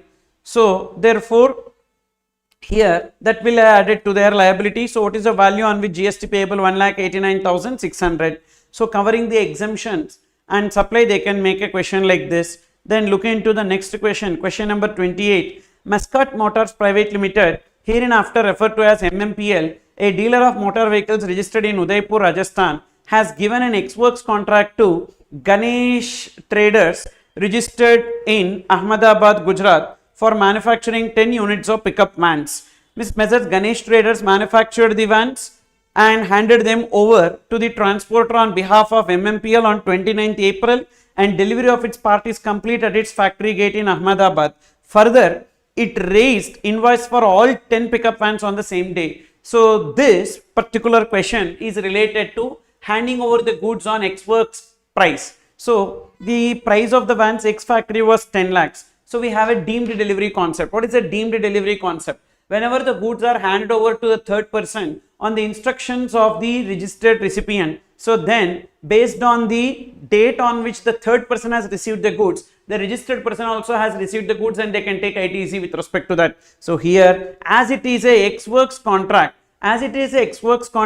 the date on which they have handed over the goods to the transporter. So transporter is also third person on behalf of Muscat, that is registered person Ganesh Traders. On behalf of Ganesh Traders, the goods are handed over to transporter. The date on which goods are handed over to transporter is deemed that the Ganesh Traders has received the goods. So Ganesh Traders can take ITC on the same day, that is on 29th April. Even though the goods are actually received on 2nd May, but they can take ITC on April itself, 29th April itself. Okay. So because of this deemed delivery concept. And however, the vans were physically received on 2nd May and payment was also made. And after the payment, 2 vans got damaged completely in fire in the first week of May. So after they take the credit in the April month, and then if the goods are damaged, so then to the extent they need to reverse the ITC. So and were written off in the books of account, so they need to reverse the ITC pertaining to the 2 vans. Okay. So remember, in case of ex-works price, whenever the goods are handed over to the transporter at our factory gate, it is deemed that the recipient has received the goods and the recipient can take ITC. Okay, that is this part. Then question number 27. Gift Card India Private Limited is an Indian startup that issues prepaid gift cards and vouchers redeemable at multiple retail outlets and e-commerce platforms. These vouchers are issued both as recognized by RBI and not recognized by RBI. In this relation also, we have one point. What is that? That is, whenever the vouchers are issued, so we have an amendment that vouchers are neither goods nor services. Why? Vouchers which are recognized by RBI treated as money, so it will not be treated as goods or services. And voucher not recognized by RBI will be falling under actionable claims. That is also not treated as supply. So they have issued vouchers. Gift card enters into 2 types of arrangements for distribution with happy distributors on principal to principal basis, where HDPL purchases 10 lakh worth of vouchers at 10% discount and sells them to corporates at a face value. So in this case, this 10 lakhs worth of voucher sale is not a supply. Why it is not a supply? Because sale of vouchers, neither goods nor services. With ClickPay Solutions as an agent, where ClickPay distributes voucher via online platform and earn a commission of 1.5 lakh per month. This commission alone will be treated as supply. Okay, and they also charges 50,000 for tech support. So 1 lakh 50 plus 50,000. So 2 lakhs will be taken as the value on which GST is payable by ClickPay distributors. Then ClickPay Solutions LLP. During financial year 24-25 gift card report, 3 lakh worth of vouchers that are expired unredeemed. Let it be. On that unredeemed vouchers, there won't be any GST liability. It has issued both RBI regulated PPAs and closed loop gift cards. Then what is the connection between this and the time of supply provisions under 12.4 and 13.4? See, voucher is neither goods nor services, but voucher will be treated as consideration. So whenever the voucher is redeemed, at that time the consideration is involved. But if it is identifiable voucher, even though it is redeemed at a later date, but today itself we are issuing the voucher. So today itself the supply of goods or services has taken place against that voucher. So today itself we need to pay GST. But what if the voucher is not redeemed? Unnecessarily we paid GST, so we will get the refund with respect to this. What if it is redeemable vouchers? So redeemable vouchers, that is non-identifiable vouchers, the date on redemption is only taken as the time of supply, because at that time only we supply the goods or services, but we collected some money today itself. Now in that case, what if the voucher is not at all redeemed? We don't have to pay GST with respect to it. Whatever money that we collected is our money and we don't have to pay GST on that. Keep that in mind. Then next one, question number 26. Examine whether GST is exempted in the following independent case of supply of services. Apex facilities provided civil maintenance services for the upkeep of the Municipal Corporation Delhi head office building. Value of supply of goods constitute 20% while providing such maintenance services. So generally, Municipal Corporation of Delhi is coming under local authority. Municipal Corporation of Delhi is a local authority. So services to a local authority where the value of goods does not exceed 25% of the total is exempted. So in this case, the value of supply of goods constitute 20% while providing such maintenance services. Okay, but problem is that it is exempted provided the Municipal Corporation of Delhi should provide that facility management services to its general public. See, any activity which the government is required to do as per 243D G or W of the Constitution, and if for that activity if they outsource it and if they receive it from any person, that is exempted. Okay, but here it is not covered under exemption,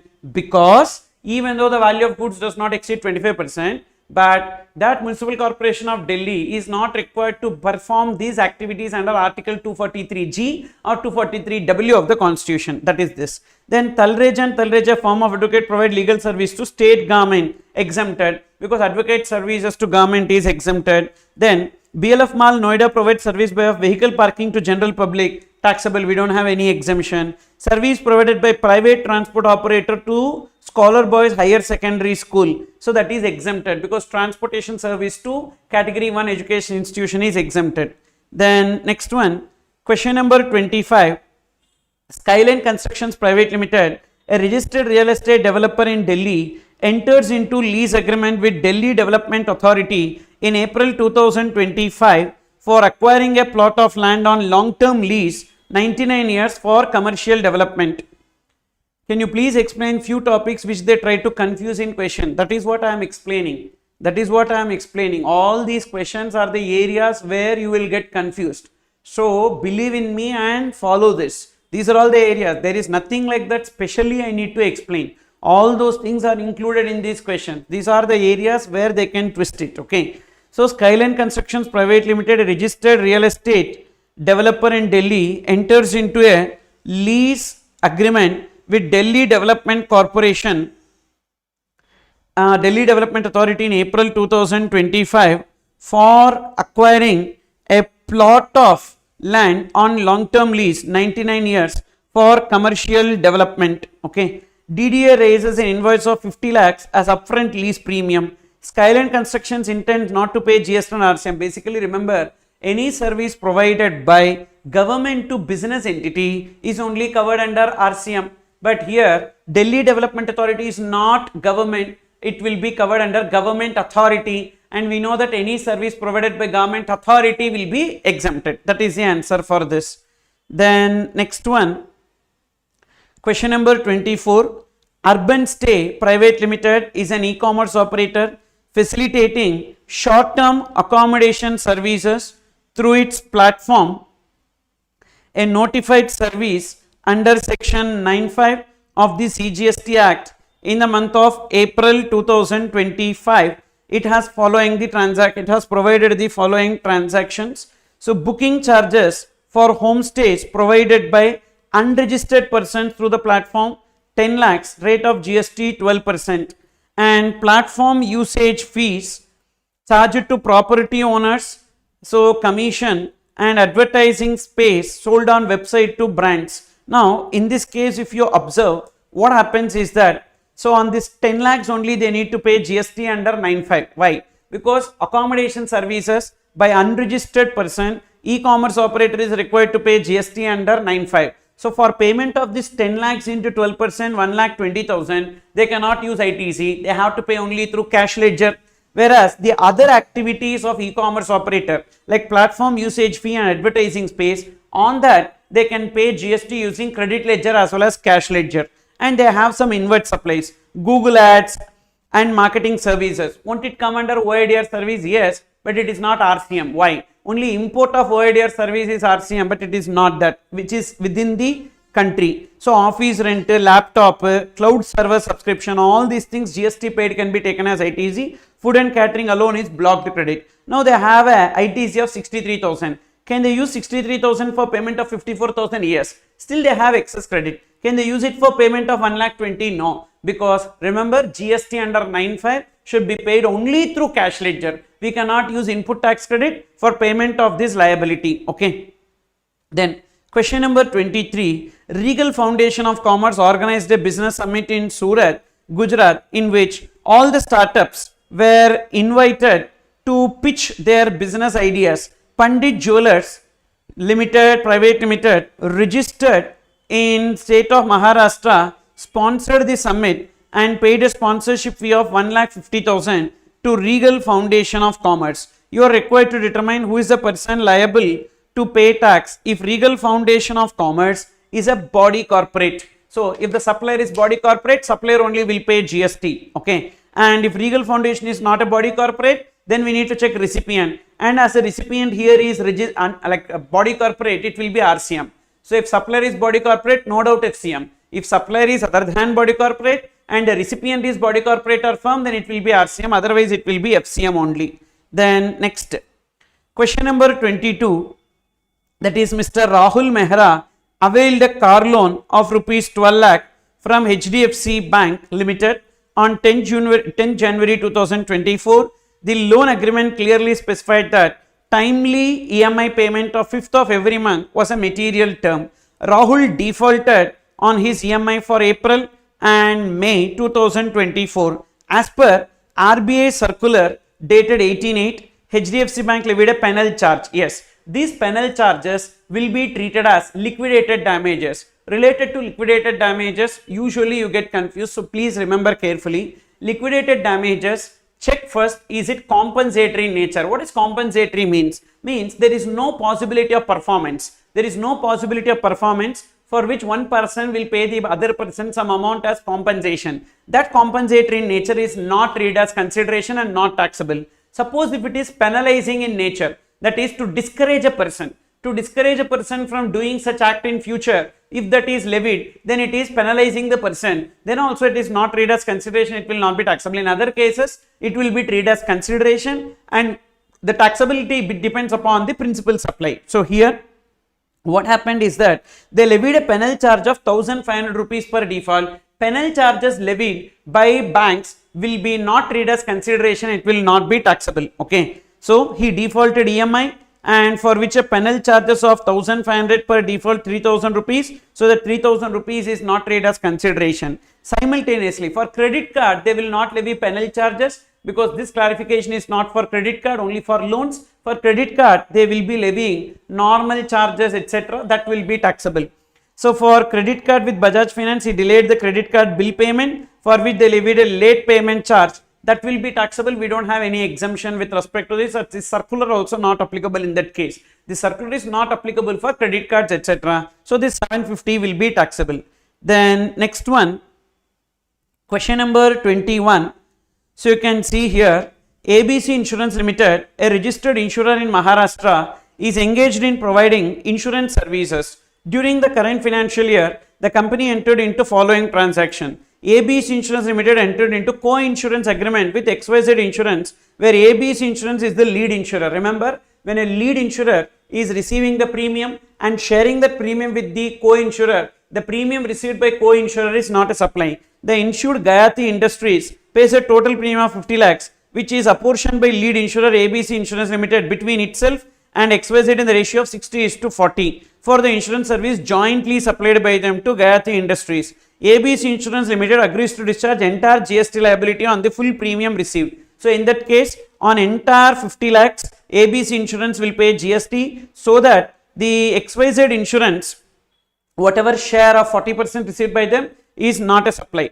Then next one, number 2, a large industrial plant needs an insurance worth rupees 500 crore it approaches ABC Insurance Limited for the same. However, since ABC Insurance Limited is unable to underwrite the entire risk alone, it enters into reinsurance agreement with reinsurer PQR Insurance. Total premium charge is 50 lakhs. The insurer ABC pays reinsurance premium of 20 lakhs to PQR Insurance. That's okay. Now, this allows ABC Insurance to manage its risk and financial exposure. While paying the amount, PQR Insurance Limited, ABC Insurance deduct a ceding commission of 1 lakh. They deduct a ceding commission. So, how much they remit out of 20 lakhs? They remit only 19 lakhs. Even though they remit only 19 lakhs, but if ABC Insurance pay GST on 20 lakhs, then the commission earned by this, deducts PQR. What is the premium that they have got? PQR got 20 lakhs. Even though PQR received 20 lakhs, PQR received 19 lakhs, but PQR will pay GST on 20 lakhs. If PQR pay GST on 20 lakhs, the commission retained by ABC is not a supplier. Remember, whenever the commission is retained by the insured, okay, insurer retain the commission. So now the reinsurer will pay GST on the gross premium received by him. Then the commission retained by the insured is not a supply. Just remember that. That is sufficient. Then this question is also related to that. The New India Assurance Company Limited, a registered insurance company in India, enters into co-insurance agreement with ICICI Lombard General Insurance Company to jointly provide insurance. So this is like a joint insurance. Already we know that if the lead insurer pays GST on entire amount, then the share of premium received by the co-insurer is not a supplier. What if the lead insurer is not paying GST on the entire premium? Then the share of premium received by the co-insurer will be covered under supply and will be chargeable to GST. Okay. But sir, it will be leading to double taxation. No, it will not lead to double taxation because the other person can take ITC with respect to that. Then question number 19. Due date of filing GSTR 3B is 20th of next month. July, gross liability 8 lakhs. ITC 3 lakhs, balance 5 lakhs. What they did is that they deposited by 20th August, but they filed GSTR 3B by 28th December. No need to pay interest. Why? Because if they have maintained sufficient balance in the electronic cash ledger as on the due date of 3B, they don't have to pay interest. In this case, they maintained sufficient balance in the cash ledger. Due to that reason, they don't have to pay the interest. Okay. Whereas August 2024, 4 lakhs is the gross liability. ITC availed is 1 lakh. And how much is the net liability? 4 minus 1, 3. So 5 lakhs plus 2 lakhs only is there. So 7 lakhs. 7 lakhs. Only 2 lakhs they deposited. They did not deposit full amount. They deposited only 2 lakhs. Okay. And due to that reason, so 1 lakh, there is a shortfall. On that 1 lakh, interest will be computed. See, 8 minus 3, 5 they deposited. 4 minus 1, 3. 8 plus 3, 5 plus 3, 8 should be there. But only 7 is there. 1 lakh shortfall. Even though they deposited that 1 lakh on 39, but as on the due date of 3B, it is not there. So on that 1 lakh, we need to compute interest. That 1 lakh interest will be from the due date till the date of filing 3B. What is the due date? 20th September. Till the date of filing 3B, that is 28th December. So 20th September means September 10 days, October 31 days, November 30 days and December 28 days. For 99 days, we need to compute interest 4,882 rupees. So that is with respect to for August. September month, 6 minus 4, 2, already 8 lakhs is there. 8 lakhs plus 2 lakhs, 10 lakhs. So they maintain sufficient balance in the cash ledger. So interest is not payable in this case. Sir, motor vehicle accident fund policy question. Simple here. In case of motor vehicle accident fund, that is whenever the motor vehicle accident fund is received by the motor vehicle accident fund from the insurance companies, the fund amount received is not treated as taxable. It is exempted. Simple point, that is, it is exempted. Whatever money that the insurance company is paying to motor vehicle accident fund, the money received by the motor vehicle accident fund is exempted. No need to pay. But the insurance company collecting the premium from the insured, that will be taxable. Okay. Then next one. So all these questions you can just go through. These are the questions related to, already we discussed all these things, and there is one student who asked me question on warranty. There is not there. It is not there. You can see question number 15. It is there. Okay. This is a question on warranty. All these questions we discussed here. All these questions we discussed during our exam oriented batch itself. So these some questions which we have not discussed, I just included it here. So what is the doubt you have in e-invoice? So e-invoice is applicable if the aggregate turnover during the previous year exceeds 5 crores and whenever a person is giving e-invoice, so they have to, for B2B supplies only, they need to give e-invoice. Few people is not required to give e-invoice. Who are they? Biggest. B for banking company, I for insurance company, and G for GTA, next government department or local authority, E for exhibition of film in a multiplex theatre, then S for SEZ unit, and T for transportation of passengers by any motor vehicle. So those people are not required to give e-invoice, and so these people for other service also they are not required to give e-invoice. And if a person who is supposed to give e-invoice not given e-invoice, instead give a normal invoice, can the recipient take ITC? No, cannot take ITC with respect to this. Okay, got it? And that is with respect to this. And this, the remaining questions are simple questions which we already discussed. So please go through that. We already did in the exam oriented batch itself. So remaining questions what we have not done, we did now. And this will be sufficient. I don't want to waste your time. And whatever queries that you have, you put it in the Telegram, and I will respond to those queries and I will reply to those queries. So without wasting time, so please proceed to preparation of your other concepts. Okay, and remember, please focus on 3 chapters, that is exemptions, then RCM and input tax credit, these 3 chapters. Okay, maximum how many minutes should be taken for GST payable sum? Hardly 30 minutes, not more than that, hardly 30 minutes. So it is difficult only because what you need to do is that you have to spare 30 minutes for the first question, 30 minutes for MCQ, and remaining half an hour for that 10 marks questions, that 2 questions you need to write now for that, because those will be simple questions only. Okay, so maximum 30 minutes, minimum 20 minutes you should be completing. That's why if you put the template, it will be easy for you. Okay, next. Fine, done. Thank you and take care. Whatever doubts you have, you please respond to, you put it in the Telegram. I will respond to those queries, and all the very best for your exam. As I am again repeating, exemptions, RCM, input tax credit plus amendments of May as well as September.